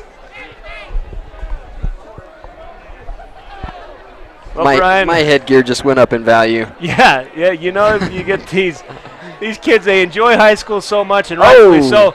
But I tell you what, Tui trying to catch that ball again. Yeah, he's second time off his hands. Right off his hands. They might be a hair high, but you when they hit you right there, you've got to bring those balls down. They did get the first down, so it's 2nd and 10 from the 45-yard line. Earlier in the game, the first half we had chance after chance, just spoiled by turnovers or penalties.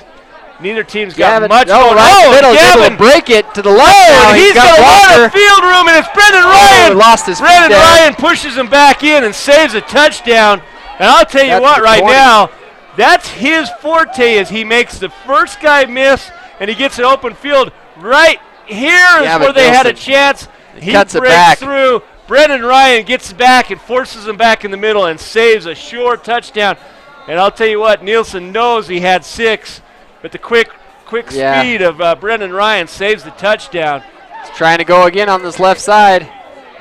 Boy, and he just lowered the shoulder, and it looks like it might have been first down. Connolly in on the tackle right there, but Nielsen laid the hurt on Connolly, right? 1st and goal. Here pushes him backwards. We got some Connollys up in the booth. You remember Christian the Crusher Connolly back from the day? Vaguely, yeah, that guy was a beast in his day. This was back in the time where they do the 31 dive. Straight up the middle, like 5 times in a row. Connolly up the middle again. They're gonna go timeout, see if they can stiffen up a little bit here and hold them there at the goal line. That's going to be 1st and goal on the 9-yard line. I'd like to thank those sponsors again, Moon Lake Electric, in operation since 1938, owned by the people we serve. Moon Lake is a cooperative, not privately owned. Yeah, Moon Lake's been with us for years for the Uintah Basin High School sports. I want to thank them, and as a member of this community, the easiest way we can say thanks to these sponsors is go visit their places of business and support them as they support all of these fantastic community events, including high school sports presented by VTV. Here comes a blitz right up the middle. Oh, wow. And they filled up every lane. Excellent defensive play call. They're going to put Caleb Burchell again on the tackle. Burchell's having a beast of a night tonight. He's had a couple of key sacks. Had the strip on the fumble. they didn't recover that. But trips to the near side. They got some guys coming. Not able to get rid of the ball. Wow. Holds on to it. It's going to bring up another loss of about 4 yards. Back Caleb Birchall, and was that Dylan Hanks right in the middle of that too? 42 and 54. I was going to say, they're bringing the heat. This is a four-man front, but they got to look like they had a blitzing linebacker as well. Yeah, it looks like Dylan Hanks was there, and they are bringing the heat. And it was 1st and goal. Now it's 3rd and goal from the 16-yard line. That secondary's got to stiffen up. They're going to have some lead blockers out to the far side. Woo! Leveled. He got to the corner, and there was nowhere to go. So somebody just busted through all the blocks. And here comes the replay, and you watch the pursuit. And it's just a gang tackle. Looks like 42, and that's Caleb, not Caleb Birch, excuse me, it's Dylan Hanks, who was in on the previous tackle. So here comes a field goal, and these are the hard ones. They're kind of at an angle. Oh, so close to a block. It looked like it was good. And he's got it.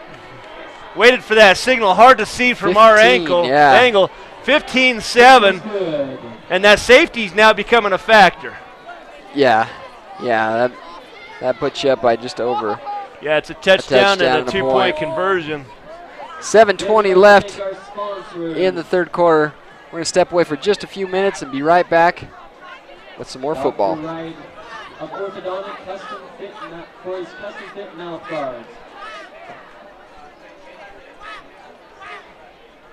Dr. White with White Smiling Dentistry.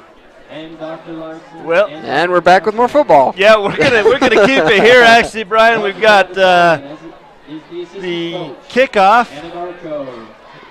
That's okay, and we're gonna keep it here. We'll just mention our sponsors here while we're talking. We do justice just as well as a wonderful produced Pilot commercial. Logistics has a great commercial, but my voice is gonna have to suffice. But actually, let's go to our football coverage for the season. September 13th, we're going to be here again at the beautiful field at Uintah. The 20th and 27th, we'll go to Union. They're going to host Judge Memorial and Emory. Then back for 2 home games for the Utes. And then we go out to the west side of the basin for Altamont and Duchesne for a few games. Fielded about the 10-yard line. Number 5, at the middle. It almost seemed like he was surprised to get through because he stopped. He stutter stepped like, somebody grabbed his jersey, just stopped him just barely enough for some other guys to. Jury Bettis, and here comes the replay, and you're going to see what we're talking about. He just squirts through that line, and he just enough of a turn and stop that the rest of the Cougars were able to come in and converge on him at about the 35-yard line. 1st and 10 now for the Utes. 34-yard line. Clock marching at 7:15. Brian, I look forward to fall football. You got Friday nights as high school. You got the Saturday games as college. The NFL on Sunday. What was with that Monday night game, though, that opener? Wow, and you'd look there. Braxton had number 23 breaking loose, Patrick Massey. And I don't know if Massey was running the wrong route or if Patrick threw it in the wrong spot. Massey had beat his guy, and the ball was 5 yards over his head. The opener was last night. You had Denver versus Baltimore, and Peyton Manning throws for 7 touchdowns, NFL record. Whooped up on them. Yeah, but Baltimore won the game that mattered. They won in the playoffs last year. Paid off. Super Bowl champs. I guarantee if you were going to ask the Broncos which one they'd rather won. 3rd and 9 now for the Utes.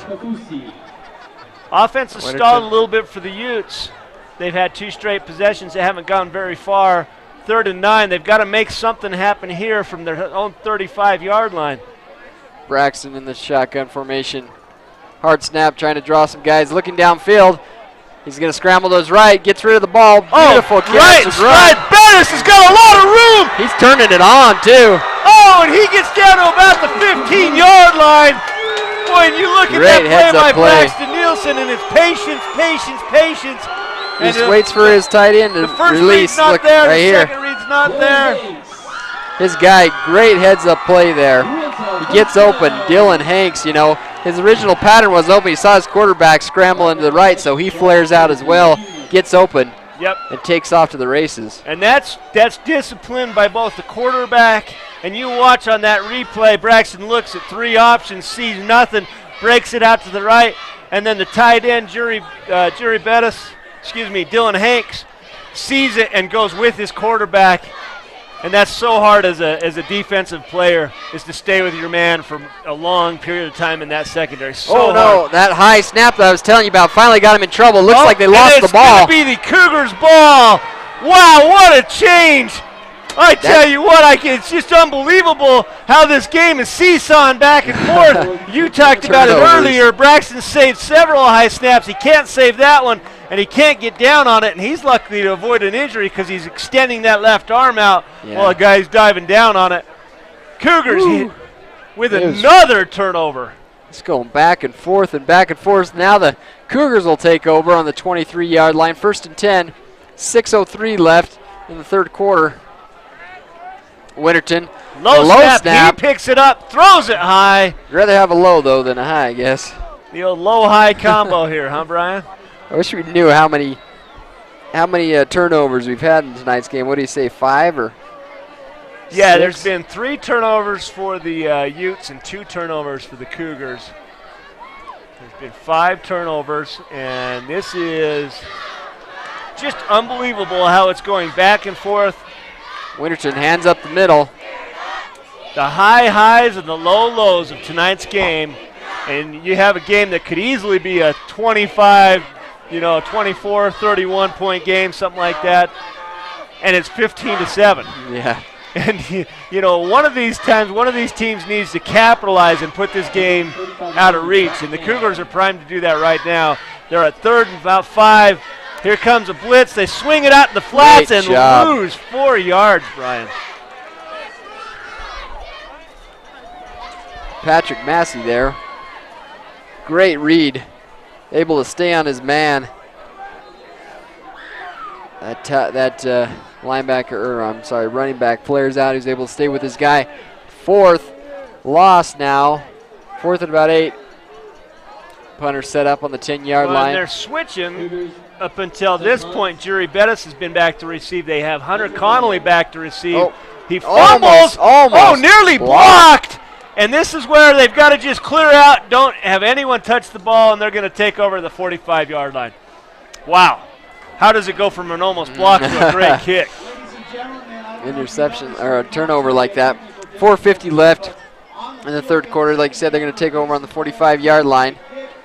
They're chewing up this new turf in the midfield. Most of the games have been played within 30 yards. But they will take over now, the Utes. 1st and 10 on the 45-yard line. I'll tell you what, unbelievable. Here we have a 15-7 game. One of these teams has got to wake up and say, this is our game. So we have some miscommunication. You see Brendan Ryan come back to the quarterback. Ryan, number 8, sitting in the slot, and he can hear what the coach is saying. He relays it back to Braxton, and here comes, looks like a show blitz. Boy, another high snap. Nielsen makes something out of nothing. Yeah, gained about 4 on the play that time. I said Nielsen. It's Kunis. I'm sorry. I get Braxton Nielsen on the Union side of the ball. Number 32, Kunis. We talked about what these teams are doing in the off season. We talked a little bit about the Cougars. The Utes community service, they as a team found different events and places that needed help, and they showed up 6, 7, 8, 9, 10 of them at a time and helped the community put on events all throughout the summer. It pays off, because when they invest in the community invests in them. Like I said, this turnouts in the past have been sad, to say the least. And yeah. They've, like I said, it's starting to become a thing now in town to go to the football game and support the young men and cheer them on, hopefully to victory. So, false start here, Brian. That's going to put them back 5 yards. No, a delay of game. Delay of game. It's going to be, instead of 2nd and 6, it'll be 2nd and 11.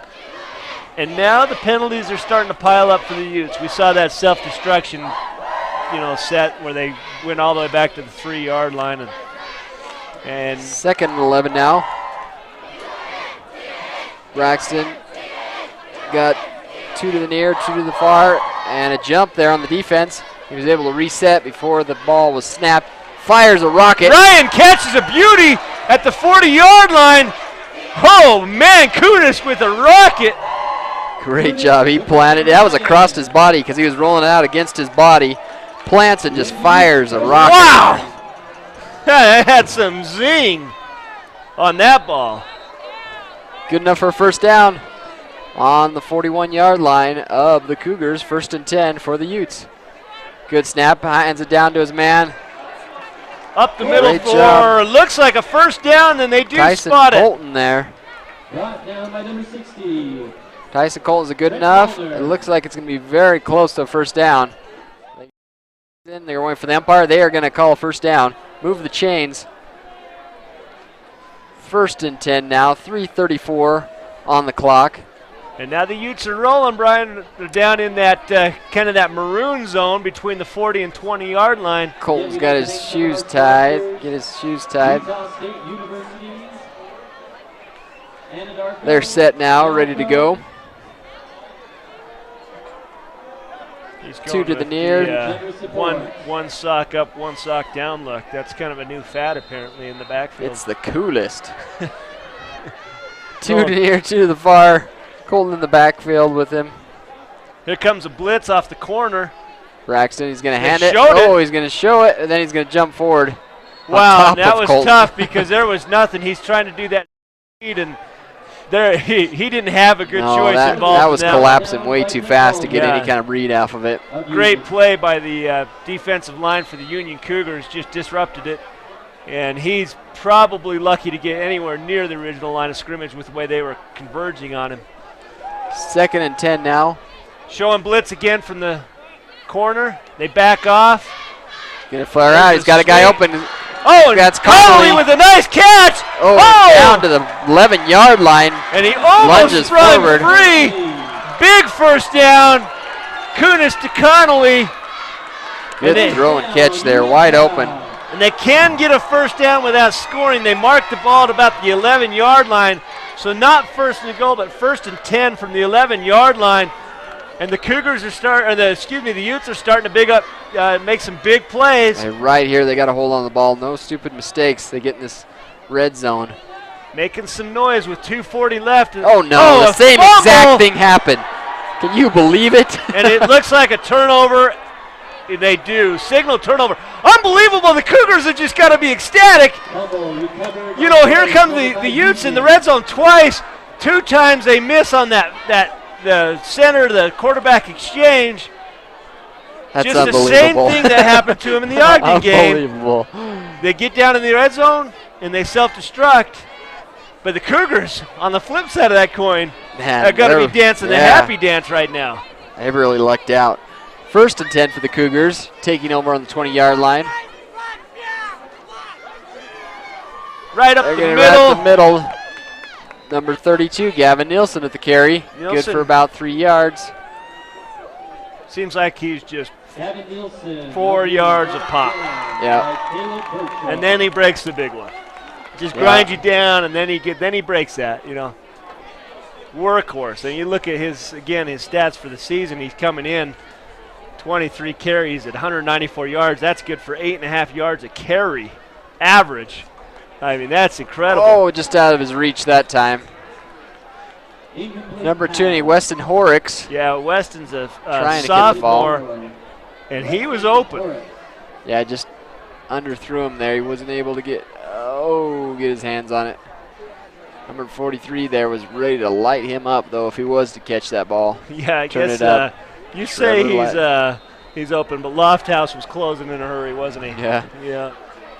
3rd and 5 now for the Cougars. Trips to the near side. Single. Lofthouse is going to blitz. They're going to have it right up the middle. And there is a first down, and that's a big first down for the Cougars.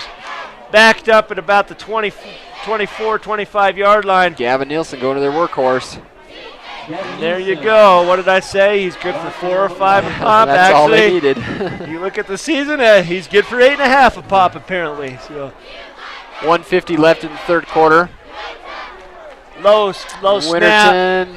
Oh, we They got got a a flag. It's going to be a dead ball flag. That'll be a false start. Give the Utes some breathing room. March it back 5 and reset it. First and 15. It's like a yo-yo, Winterton. Brian. What's that? Both teams forward. I'm telling you, they're just chewing up the same amount of field right here. They're just they're working it all in. Make sure every part of the field gets a little bit of exercise on it. All right, he's gonna fake the handoff right up the middle. Almost gets back to the original line of scrimmage, and it looks like he does squirt forward. Going to mark him down at about the 31-yard line. Nick Smith there with the carry. I think that was he the quarterback, or was that just a? Yeah, they do this change of pace, Brian, where they've got Nick Smith lining up in the quarterback, and they've been alternating series. They did that all last year, if you'll remember. Yeah, Nick Smith there.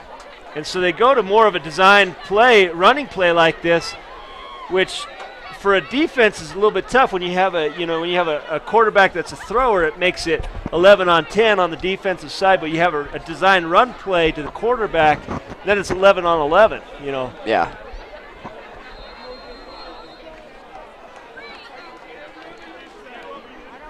They're going to call a timeout here.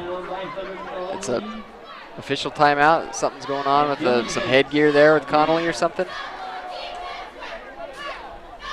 No, I don't know. He's calling timeout on himself. Official timeout. So we're going to go ahead and take a timeout too. 56 seconds left in the third quarter. We'll be right back after these messages with the conclusion of the third quarter and the start of the fourth. Moon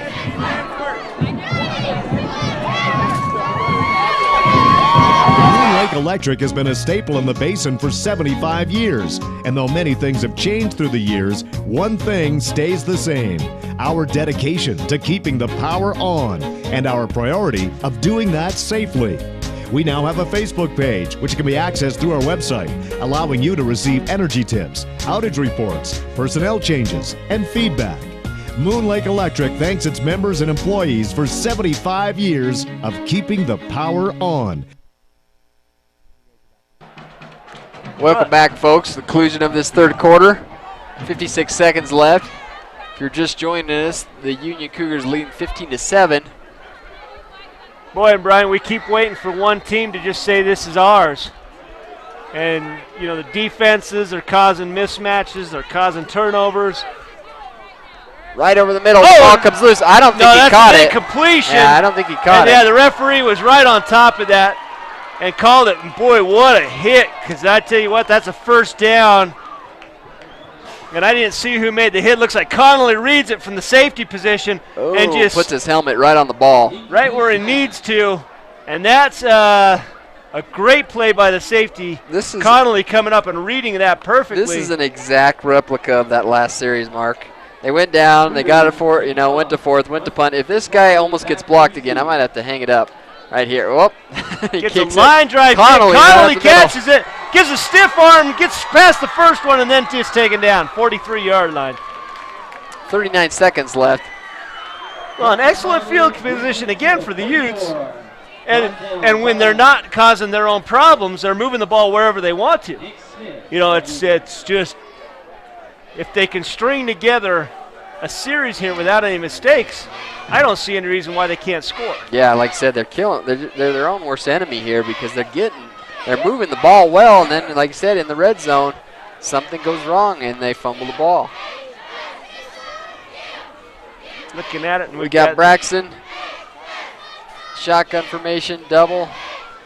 He's got this tight end close in tight, blocking. Colton in the backfield to help him out. They're going to hand it off to Colton to this left side. Got room. He does make the turns corner. It up. Gets pushed out of bounds, but a little bit too late. He's got a first down at the 46-yard line. Quick fella. Well, and you see that setup. They're calling this formation the pistol because You know, traditional shotgun, the running back lines up, 3 or 4 yards behind the quarterback. But here they're just a yard apart.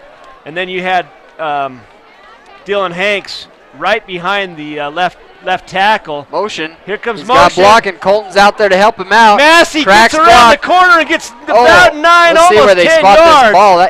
He had some forward progress. It's going to be very close to another first down. Yeah, and they'd bring the slot receiver in motion in that case. They had a lot of good blocking. Connolly was downfield. They had Colton that pulled and did some crack blocking as well. I think they're going to mark it just a yard short, or a half yard. And here he comes and just lowers his helmet and lays the hurt on number 7 for the Cougars. That's Zach Roll.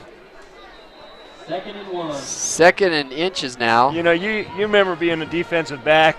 You're settling your hips. You're flat on your feet, and you know you're going to take a lick. Yeah, it wasn't pleasant. Yeah, that's basically where it was the last barrier before the touchdown, so you had to just take it.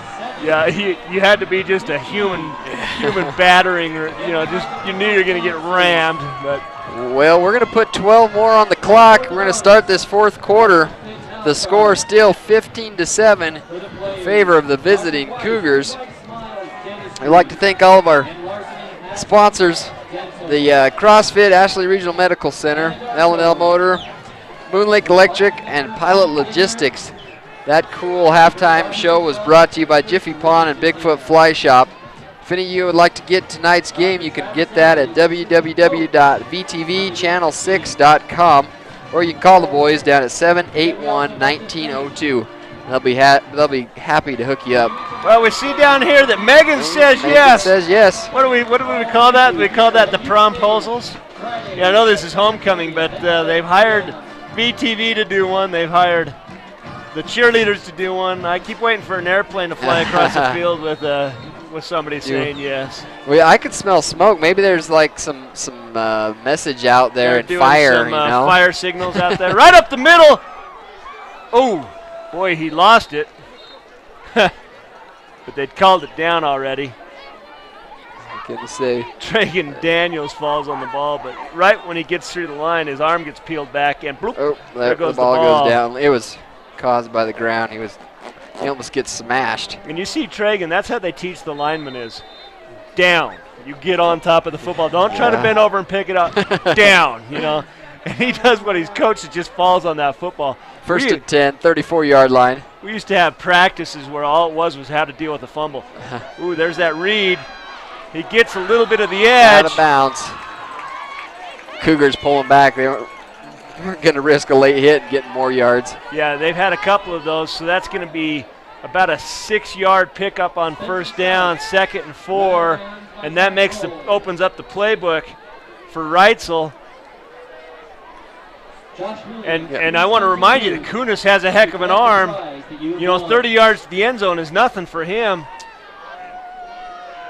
He's got 2 receivers in the near and 2 to the far. Colton in the backfield. When they used to be jamming Connolly these receivers, in the near side. He's looking at Connolly. He has Connolly him. catches it and cuts it inside, and hits some guy, but good enough for there's first a first down.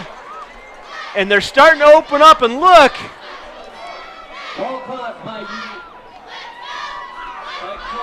First just a and 10, rocket. 19-yard line. Oh, and he just couldn't get inside of the block that was laid there by Patrick Massey. Massey's coming up to hit that block. If he could have been a half step earlier, that's 6, Brian. We've got another timeout by the Cougars. They're trying to take the wind out of the Ute sail. Well, 15-7. They're just playing on what's happened already. Tonight's game brought to us by Ashley Regional Medical Center. Ashley Regional Medical Center has 2 locations, Vernal and Roosevelt.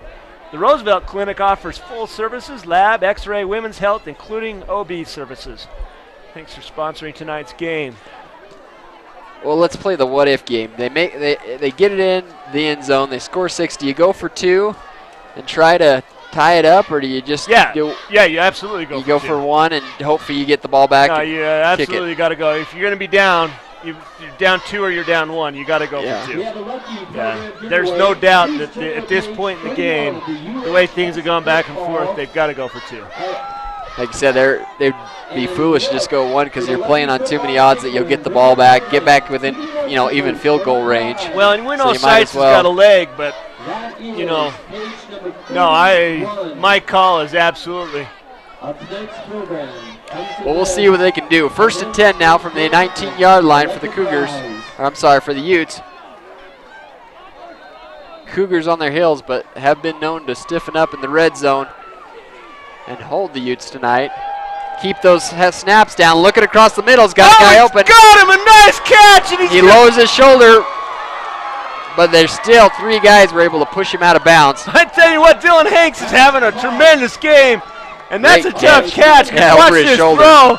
Here he goes. He's breaking out, and he follows it, brings catches it in. Great job coming back and blocking. Boom!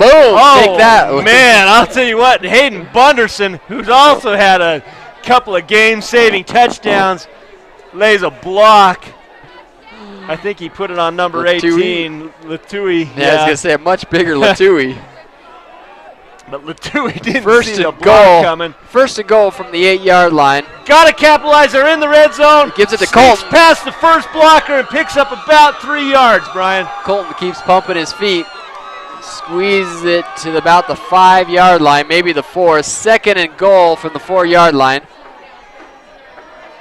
Don't look now, Brian, but we got a ball game on our hands in the 4th quarter. And you think about what happened with the Cougars last week. Undefeated, never held a lead until the last 6 seconds of the game when they went up. Was very close. We'll see what they can do. Winterton. We've got one of these. We want to call it promposals here, Brian. And we're going to have to wait till we score here. See what happens. Oh, he keeps gets rid of the ball. Oh, tries to reach forward. Gets back to the line of scrimmage. 3rd down. Well, we're going to have to put the promposal on ice till we'll see what happens here. Oh, he just gets hit. 24 for the Cougars. Dylan Gurr right in the middle. Brought down by Dylan Gurr. Yeah. I got something for you. Hang on for just a minute. He's going to set up under center this time. Or, I'm sorry, shotgun formation. Single. He's got his linebacker. They're going to give it to. Here comes the middle. Massey coming around the corner. He gets in. Fast. Oh, what a beautiful play. Touchdown, Patrick Massey. 13-15. And let's see what Weitzel has. You're early in the 4th quarter, 9:53 left, but Brian, I think you got to go for 2. Like you said, if you get a field goal, you could still. I thought man, with all those blocking down here, I thought for sure there'd be a clip or something. But man, that's a beautiful block, and I didn't see who put that block. I think it was Bunderson. Was it Bunderson coming back? Unbelievable. And here's the play for 2, and this is big, Brian. Right here, they're set up for 2. And they've got single coverage on the edges. They're not letting anything go up the middle, so they've got to get to the everybody's edge. Man coverage. Only 3 backs back there. He's looking. He's got to throw. fire. Oh, God! He hit in the end zone. on the hands, and he couldn't bring it in. 15-13. That thing was a rock, man. Well, they're going to set up for the kick here, Brian, but this is exciting now. Down by 2, and now we've got somebody here special in the booth. I've got something for him. I don't know if we can get a camera back this way. Probably not, but I got Josh Williams. Let's put the headset on Josh, because we got to talk about this promposal thing he did. All right, Josh. Josh, welcome to tonight's broadcast. We're streaming live on Strata WebView, and apparently, Josh, you said you asked Hannah Jones out. Yes. Yeah. How did you come up with this lockbox and multiple names and combinations idea? Was this original, or did you get it off the internet? Well, it wasn't off of the internet. I got it from a friend, and I loved it, so I kind of stole it. What you needed to say there was, she's so special to me, I spent hours thinking of it, and I came up with it all on my own. But Hannah Jones apparently has said, yes, she's paying you $10,000 to go out with her. Is that what the story is? She's paying $10,000? Yes, like to homecoming? Well, she must be hard up for a date. No, yeah. You might want to hang on to that one. That's worth $10,000. There's a check. We got some stuff for you, balloons and a whole bunch of money. Have fun on your date. You got anything to say to the crowd watching this game out there? Keep cheering hard. They need it. This is where you say go Utes. Go Utes. Okay, that's right. You got a future in broadcasting. Thanks for coming up to the booth tonight. Well, they're having all sorts of fun here getting ready for homecoming. So. Yeah, we'll be bringing that game to you as well here in a few weeks. 13-15, Brian. What do you see happening here? Well, if it's anything like the third quarter, they're going to work the field back and forth around 30 yards. Like I said, if they can keep them, if the Utes can keep them down in this area, they could put Seitz' leg to use and see if they can't pull ahead by one. But it's still early on in the fourth, so we'll see what happens. You go back to that safety, Brian, at the end of the half, and that could be the points in the ball game, but look who's in on the tackle, and this gentleman's having himself a game. Dylan Hanks, 42, just contains the corner. He does what, does not allow Nielsen to get to the edge. And, Hanks has had a couple of big catches, couple of big tackles. If we're talking about player of the game, do we have movie or corn tickets? Tickets to the corn maze. First down. Boom. And he gets out to about the 34-yard line. Good enough for a first down. Hello. We had some blockers down there as well. But Tui, I think, was one of them. That's Nick Smith coming up with a big catch and run. He had a lot of space. When you get in that cover 4 situation and the guy that's on the shallow end has to release his receiver deep and cover that shallow area, it's tough. So. Drug down. Whoa, keeps going. He shook about 3 tackles. Finally pushed sideways and fell down. Good enough for a couple yards. And that's the way he runs. 2 there. He's always pumping, and that's why when Nielsen gets hit, if he shakes so many of those first tackles, because he keeps his legs going, keeps driving it forward. Everyone thinks the play's dead, and he's still driving. Yep. I'll give up and say, he'll fall down now, and he just keeps pushing. Here comes Second the blitz. 8. Doesn't. Oh, his guy doesn't. Wow. They didn't communicate there. No, they didn't communicate, and you'll see on the replay, that could have gone the other way just as easy as anything. You have Nick Connolly Smith setting his feet right here. Yeah, Nick Smith, his quarterback was thinking he was going to cut in, and he flared out. Well, so unfortunately, the blitz it wasn't an caused interception. an early throw is what happens. You come up, and Winterton's got the heat, and he did the right thing. He just threw it where nobody could catch it. He's just about to take a lick right up the middle. It looked like Birchall had got free. 3rd and 7 now. Braxton looking deep. Sets. Oh, is that intercepted? It was. Who came up knocked with that? Down at the line, and I think it's number 57. Number 77 was helping out there, Jed Rich. Let's see on the replay. Here's Rich right on the inside. And Maley's right there, and who gets it? He jumps. Oh, and it's Rich. That guy. Wow, that's something you coach. When you know you can't get the quarterback, you wait till the point of the throw and you jump up high. And Rich is having a heck of a game himself. Fourth down. 7. Here comes the punt. We've got Connolly back. The kick by Winterton is a low line drive. Caught at the 35. He's got some room. Oh, he shacks the first couple and gets down to the the ball comes loose, though. Oh, no. The ball comes loose, and I think they're going to call. Are they going to call? Oh, they're going to say it's down. They're going to say down by contact. Down by contact. We're going to see it on the replay here. High definition. Brought to you by Strata WebView. All the folks at home get to see what happened, but here comes that line drive kick. Connolly catches it, breaks the first tackle right there. Second tackle, and then here comes, and his knee is down right there. Down. No, I can't tell. It looks like it might have been a fumble, but they are going to say if he's down on top of that guy, the ball comes out right there. There's the ball out, and it's hard to say. Right. They're going to call it down. There's when the ball comes out, and he's about a half an inch off the ground. Yeah, I think it might have been a fumble. Yeah, it's a fumble, but they don't have the benefit of replay. And here it comes. We got the corner. Colton out to the right side. Colton, it looks like he's got a first down or right at the marker. 8-10. And they do wait for the chains to move. 8-10 in the first quarter. Fourth quarter. I said the same. Ryan, I don't think either team can handle these ups and downs. This is just incredible. Boy, the Cougars are thinking the 4th turnover of the night. 1st and 10 on the 32-yard line.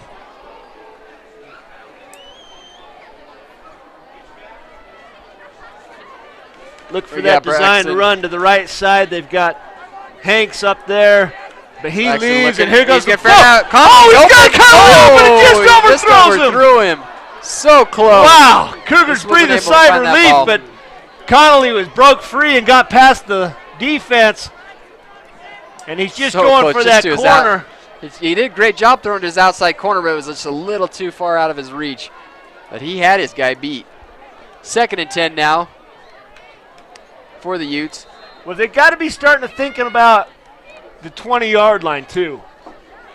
The 20-yard line is, and then we're in the sights range. You know, Yeah. now, then we got a really good shot at a field goal. You're down by 2.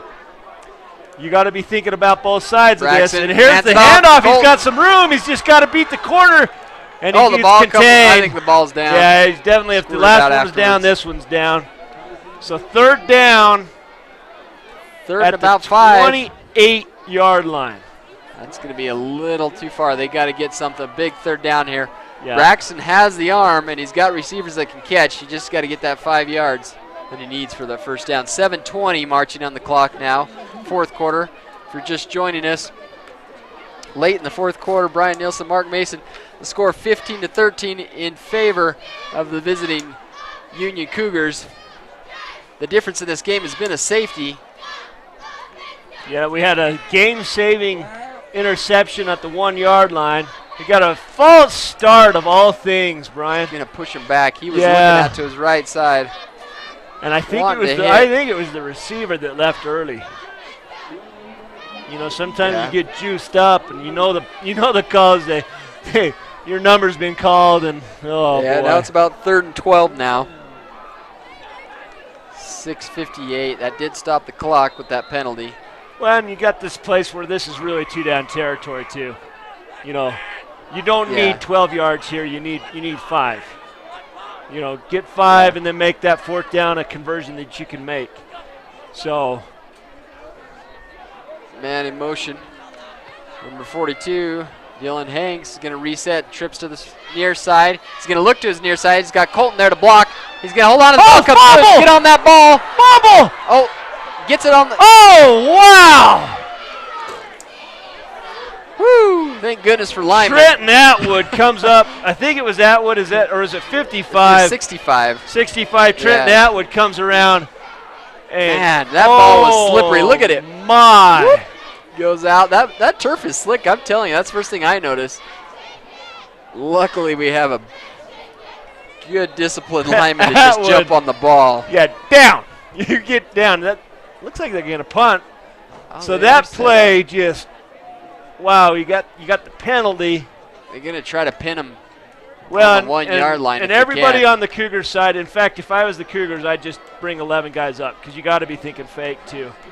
You know, That's a long he's ways. aiming to the right corner. He gets it up. It's going to field about the. Oh, get a bounce on it.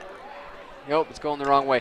Puts it Still, down. it's going to put him down about the 16-yard line. 16-yard line, Brian. 5 We got minutes. 5:54 They got left time. on the clock. They can get it back right here, 4 and out, and they get this ball back with a couple minutes left. This is what you're on your 4-minute offense, 6-minute offense where it's first downs, all on the ground. Grind it out. Yeah. And the defense has got to be thinking stop. Like I they said, if they they can just stop got to 'em. stop. And by and large, they've stopped the ground game tonight. It's the passing that's really moved the ball on both sides of the ball tonight. Yeah, which is surprising knowing who they have back there. And so we're going to go with the quarterback is right up the middle. Nick Smith. So they've gone with Smith Both of their running game. and Nielsen in the back. Yeah, they're not even going to show pass. They got both of their running backs in the backfield. Gavin Nielsen and Nick Smith both back there. This is that change of pace. And this is where you've got to be disciplined because both of these guys can break a big play at any time. Back to Gavin right again. to Gavin. He grinds it up. Picks up about 4 on that play. That'll be third. Third and about 5 now. Like I said, they get one more stop here. They got to run it out. get, both sides know what this conversion series. means right here, right now. 5 See if minutes they get a left. stop right here. Big stop. He's going to fake out of the right side. The guard going to show pass. Showing a pass. He throws it. Did he catch it? It looks like he did. First down. 30-yard line. And they've done that twice with Nick Smith rolling out to his right. That Nick Smith showing his arm there.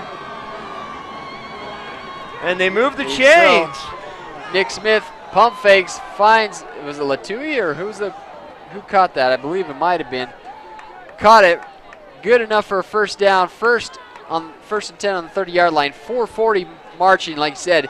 This margin is getting smaller and smaller with every down, but they still have a chance to get the ball back and make one more shot to the end zone. Stand him up. They're trying to strip the ball. The referees are going to come in and stop the play. Second, they're going to give him forward progress to about the 32-yard line now. Cougars are doing what they have to do right now, Brian. Yeah, they converted on third down. They're working the clock on the ground, and that's a gutsy call with the rollout. Nick Smith, the rollout pass, third and 6. Well, they were trying to catch him off guard. Now they obviously did it because they were expecting run. You know, and Brendan Ryan, who actually, and there's a pass to the outside. Little flea flicker. Oh, and he just gets. Tui is gonna just take your head off. Jeez.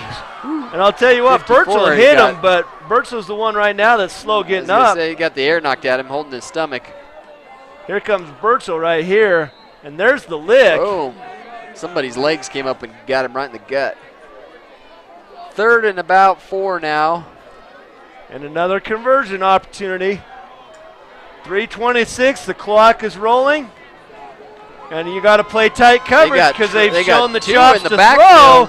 Going off to the first guy there. He makes a miss. 23. And they stand him up maybe a yard short. This is going to be fourth down right here. Fourth down and 1. I'd imagine they'd put him deep in their own. Yeah, you got to kick end zone and kick it away. Yeah, there's no doubt you don't want anything bad to happen here. Said the formation we hadn't seen in tonight's game, that wing T. I believe they're going to call a timeout.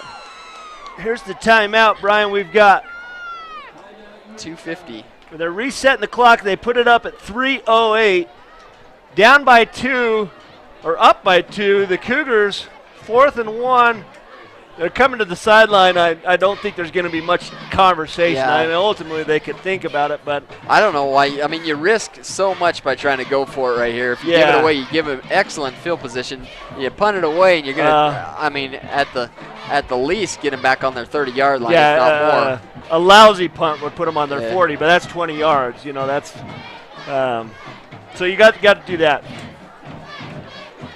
Well, tonight's game was brought to you by the Advisor Group, CrossFit, Ashley Regional Medical Center, L&L Motor, Moon Lake Electric, and Pilot Logistics. We want to thank Jiffy's Pawn Shop for sponsoring tonight's WebView live stream, where you can watch live at strata.tv. Bigfoot Pro Shop, thank you for sponsoring the halftime show. Well, they're set up. And here we go, Brian. We're going to say nobody's back to receive, but Connolly finally drops back. Connolly comes back. Here goes a low knee. snap. I thought he took a knee there. He took a knee. They called it dead. He took a knee. You got to be kidding me. That's unbelievable. That's unbelievable. They took a knee, Brian. The referee didn't even catch it. It was one of the line judges who said, hey, this guy caught a knee. It's unbelievable that happened. When he fielded the ball right here. Yeah, his knee was down at the 25-yard line. Here's the replay. When you just catch it just barely on the corner of your screen, he's kneeling definitely to pick up that ball. down when he picked up the ball. Wow, what a turn of events. This is like those bad snaps down in the red zone for the Union. I just can't believe the way this game has gone back and forth. Like you say, wild ups and downs. And with a chance on their home field opening night on the new turf. 3 minutes, they got lots of time. 3 minutes, you just play your normal set offense. Try to pick it up and also take the time off the clock. Colton right up the middle. He gets about a yard. I was going to say maybe back the line of scrimmage there. Braxton trying to get the crowd to calm down so they can work on their offense. 2nd and 8, 2:50 left in the game. Like I said, down by 2. Braxton's going to go over, talk with Connolly as they bring the play in. Like I said, seeing some formations now that we haven't seen in the rest of the game. A huddle offense now for the Utes. Oh my gosh, Brian, I don't know. Make sure everybody's on the same page. Braxton in the shotgun formation. Same formation, Connolly close out here to the near side. He's going to look to the left. Pass. He's got him Clear open. it out. Get underneath the ball. Oh, he does and dive. misses it. Was that Bunderson that was almost? That was 15? Bunderson, and Bunderson's got some hands, and he just can't get to it. Led to the right spot, just couldn't get it. Waits, and you see this throw, and it's just a little jam by the DB, number 25. Oh, man, that was and, so you know, close. Braden Nielsen, it's maybe a little illegal contact because he's down 10 yards down the field when he makes that contact, but it's just enough to slow him down so that Bunderson can't get to that ball on the dive. We got 3rd down and about 9 to go. Braxton, they get the jump. Did it get enough? Oh no, Connolly threw to his outside shoulder and he was looking to the inside. We got a big 4th down. I don't think Seitz has got the leg for it. I think they're going to have to go for it. Well, the wind shifted now, Brian, so it's coming into the field, and it's not a big wind. It's picking up the flag outside the end zone just a little bit, but it's pointed kind of across that goalpost. Coach Rutzel's talking to his guys, deciding what to do. Connolly, Braxton. 4th and 9. This is it. This is the ball game. Yeah, they get the. If the Cougars get the stop here, Brian, they've won. Yeah, they just milk the clock. So big play. It all comes down to this. Here we go, Brian. Braxton Everyone's on their feet. Almost too much noise from the Uintah side. There goes the snap, to the right side. He has time. He has guy open. Connolly catches it at the 10-yard line. 10-yard line. Connolly with the big-time catch. Unbelievable. Now they're within field goal range. No mistakes. Yep. Rutzel, that's who he had over there. Connolly and his quarterback, Kunis. He said, "Come on, boys. It's up to you two." And he fired it right to him. He made sure he caught that ball. 1st and 10 from the 11-yard line. It's going to be very close. A minute 52 or 54 left in the game. He's going to fake it. Oh. Hold on to the ball. Hold on to the ball. Wow, that high snap, and it almost turns into disaster. Loss of 2 on the play. 1st and 12 now. I got a sneaky suspicion here, Brian. It's going to come down to the leg of Seitz, and can the kicking cartel from Vernal I was going to say pull us through? This defense, the Union side, they're very tough in the red zone. So like you said, it may just come down to a kick, but they're going to do their darndest to get it in before that. Braxton in the shotgun formation, Colton in the backfield. 2 to the near, 2 to the far. Got a guy open. Oh, almost intercepted. Oh, my goodness. I got to tell you. Tight end did not even look No, for the never ball. looked, and Braden Lewis was so surprised at that ball. No, it wasn't Braden Lewis, excuse me. I think it was Weston Horrocks. Blocking. Weston Horrocks. Oh, he hits him in the hands, and he's like, what the heck? And you're right. Hanks must have got the wrong message because he never even looked back. Not for a second. 3rd and 13. I'm telling you right now, Weston Horrocks. 107 left in the game. Big 3rd down right here. This is their last chance to put 6. They might have to settle for 3. Give it to Colton. He's going to center it. He just gets nailed. He's going to center it here. So now we got Seitz coming in. And I got a timeout on the field. 58 seconds left. Seitz coming to. Uintah down to the visiting Cougars. They're going to call a timeout on the Cougar side. I think, like I said, Colton was just trying to get that ball centered for Seitz. And a lot of pressure on him. Woo! What a game. I knew this was going to be a good game coming into. Both teams have grown in leaps and bounds over the last few years, and they both are very, good, well-developed teams now, and like you said, in the community and just the camaraderie between the two of them. Uintah had a tough Ogden game. They should really have won that game. So really, they're both coming into tonight's record 2-0. Yeah, you talk about what happened in the Ogden game for the Utes, and they've shown some of the same tendencies tonight, and they've got to clean up that red zone. And here they have another opportunity in the red zone. They started this particular series at the 11-yard line, and they've backed themselves up a little bit. Well, here Seitz is teeing off from the it's 30, 24-yard line, so it is a 34-yard kick. Almost just right of center. And he's got the ball. He's got his head down. He lines it up. I think he has the 58 blocking. seconds left. Here comes the snap. They call for the ball. Down, The ball's up. down. He gets it up. Good. He got it. He got it.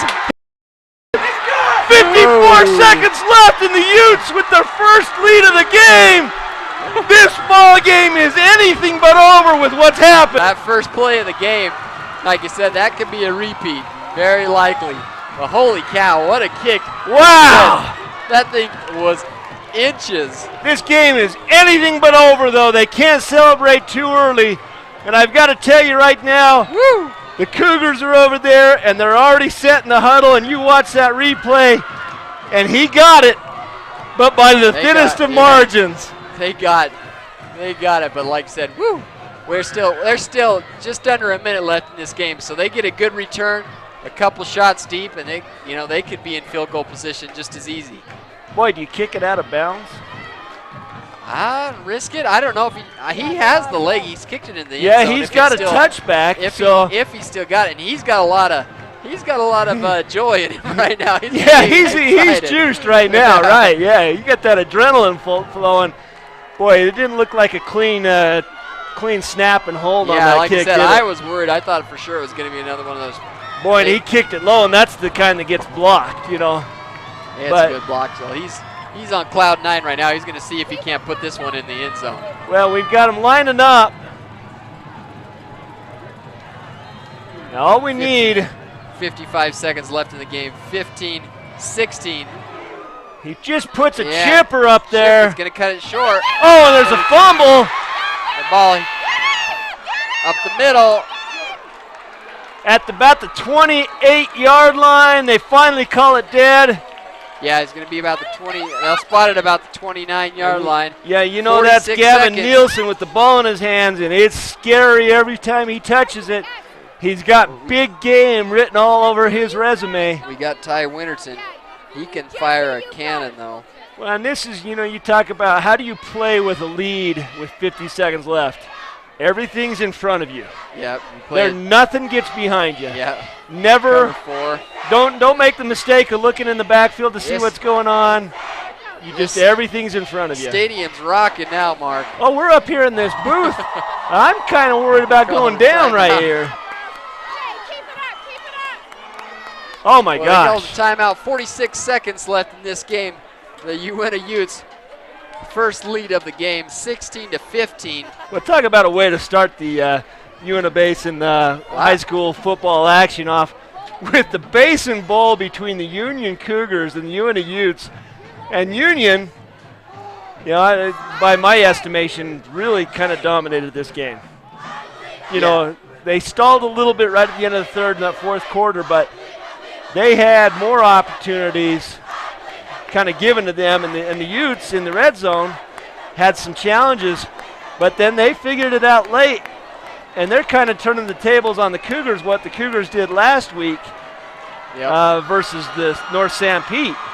Never held a lead, and then with 56 seconds left, the kicking cartel from Vernal, the Seitz family, and there's Winterton takes it just an awful shot right in the hip. Spear into the hip. But he was able to get rid of the ball, and they caught it, but it's only maybe they got it back to the line of scrimmage. Man, boy, he was rocked as he was hit. Jeez, that's just a terrible shot to take because you're. It said his legs came out. His legs were planted. That would have been disastrous. 2nd and 10 now. 40 seconds left. Everything in front of you. Everything Get out of bounds. In front of you. Oh, he didn't catch that ball. He's had a couple of those tonight. Yeah, it's his third one. He's having a hard time holding on to that ball. 3rd and 10 now. And the Utes are just jacked. They know if they can get out 2 more downs, they got this game in the bag. Everything in front of you, and the Cougars have got to convert, and they've done. How many times have they converted on 3rd down tonight? They know they can do it. And here it is, Brian. 36 seconds left. Outside. He puts it deep.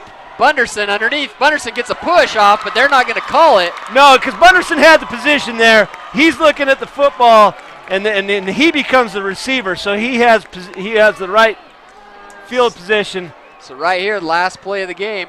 4th down. 4th and 10 on the 29-yard line. What do the He aired it Cougars out have? last time. 30 seconds big. left. 1-point ball game. The Utes on their opening night on their new field. They're bringing the heat. And they do bring the blitz. They get him. And they get him. And that's the ball game. Who got the sack? Was it 54. Jed Rich? I was going to say, I know 54 was blitzing. Caleb Burchell. Burchell with the just drive back. Oh, Burchell just outpowered his man and just drove till he got to the quarterback. Burchell's had a heck of a ball game. What a way Unbelievable. to hit him. So, Brian, I don't know if we have Bluebell. We don't have it yet. We're still getting things together. But Bluebell tickets to the. We don't have that yet. But we don't need tickets to call player of the game. Because a guy just has to have player of the game, and that's something he can have all week. I don't know. Who do you give it to? Here. Well, I was going to say on the Union side, they got to go, I think, to Gavin Nielsen or Nick Smith. They're two workhorses. They just work so hard. I think Gavin Nielsen was the one that when they needed it, they'd give it to him, and he would get them the 4 or 5 yards. He was a big third play. And on the other side, on the Union side, I don't know. The Uintah side, you go. I don't know. You get the pretty boys. I always get the ball. How about the guy that put the winning points up on the board? Sites. He had a rough night with kicking, but when it counted, man, he made it happen. Sometimes that's what it comes down to. Well, I agree with those sentiments. Why don't we go on the Uintah side of the ball, player of the game? Gavin, or Spencer Seitz. Spencer Seitz. On the Union side, on the Gavin Union side of the game, Gavin Nielsen.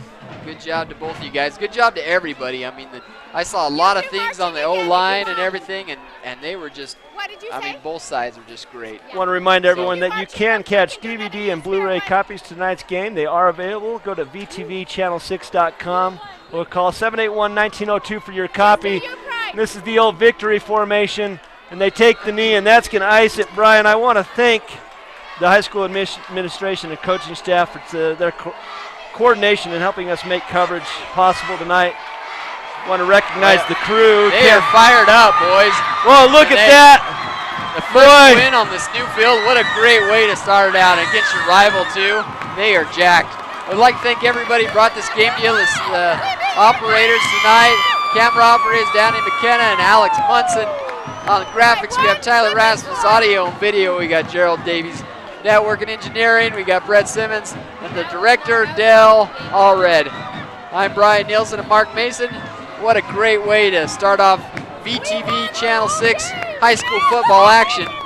And by bringing a nail biter right down to it came down to the last minute of this game. Oh my gosh, 54 seconds left, and like I say, you have the old kicking cartel from the Vernal area. Spencer Seitz doing what all his brothers did before him, and he gets the game winner on the home field. This game went up and down and up and down, and both. And the other thing we saw out there was good sportsmanship. Yeah. And I like to see that. A few chippy plays, but for the most part, that's just football. Yeah. For the most part, they were helping each other up. So great job by both players. We're here to represent everybody in the Uintah Basin. But we're going to be right back here next Friday night, September 13th, as the Uintah Utes take on Stansbury, 7 p.m. Set your clock and DVR and anything else you want. There's the rest of our schedule. If you can't make the games live, catch us live on the web view at strata.tv. Until next week, good night, folks.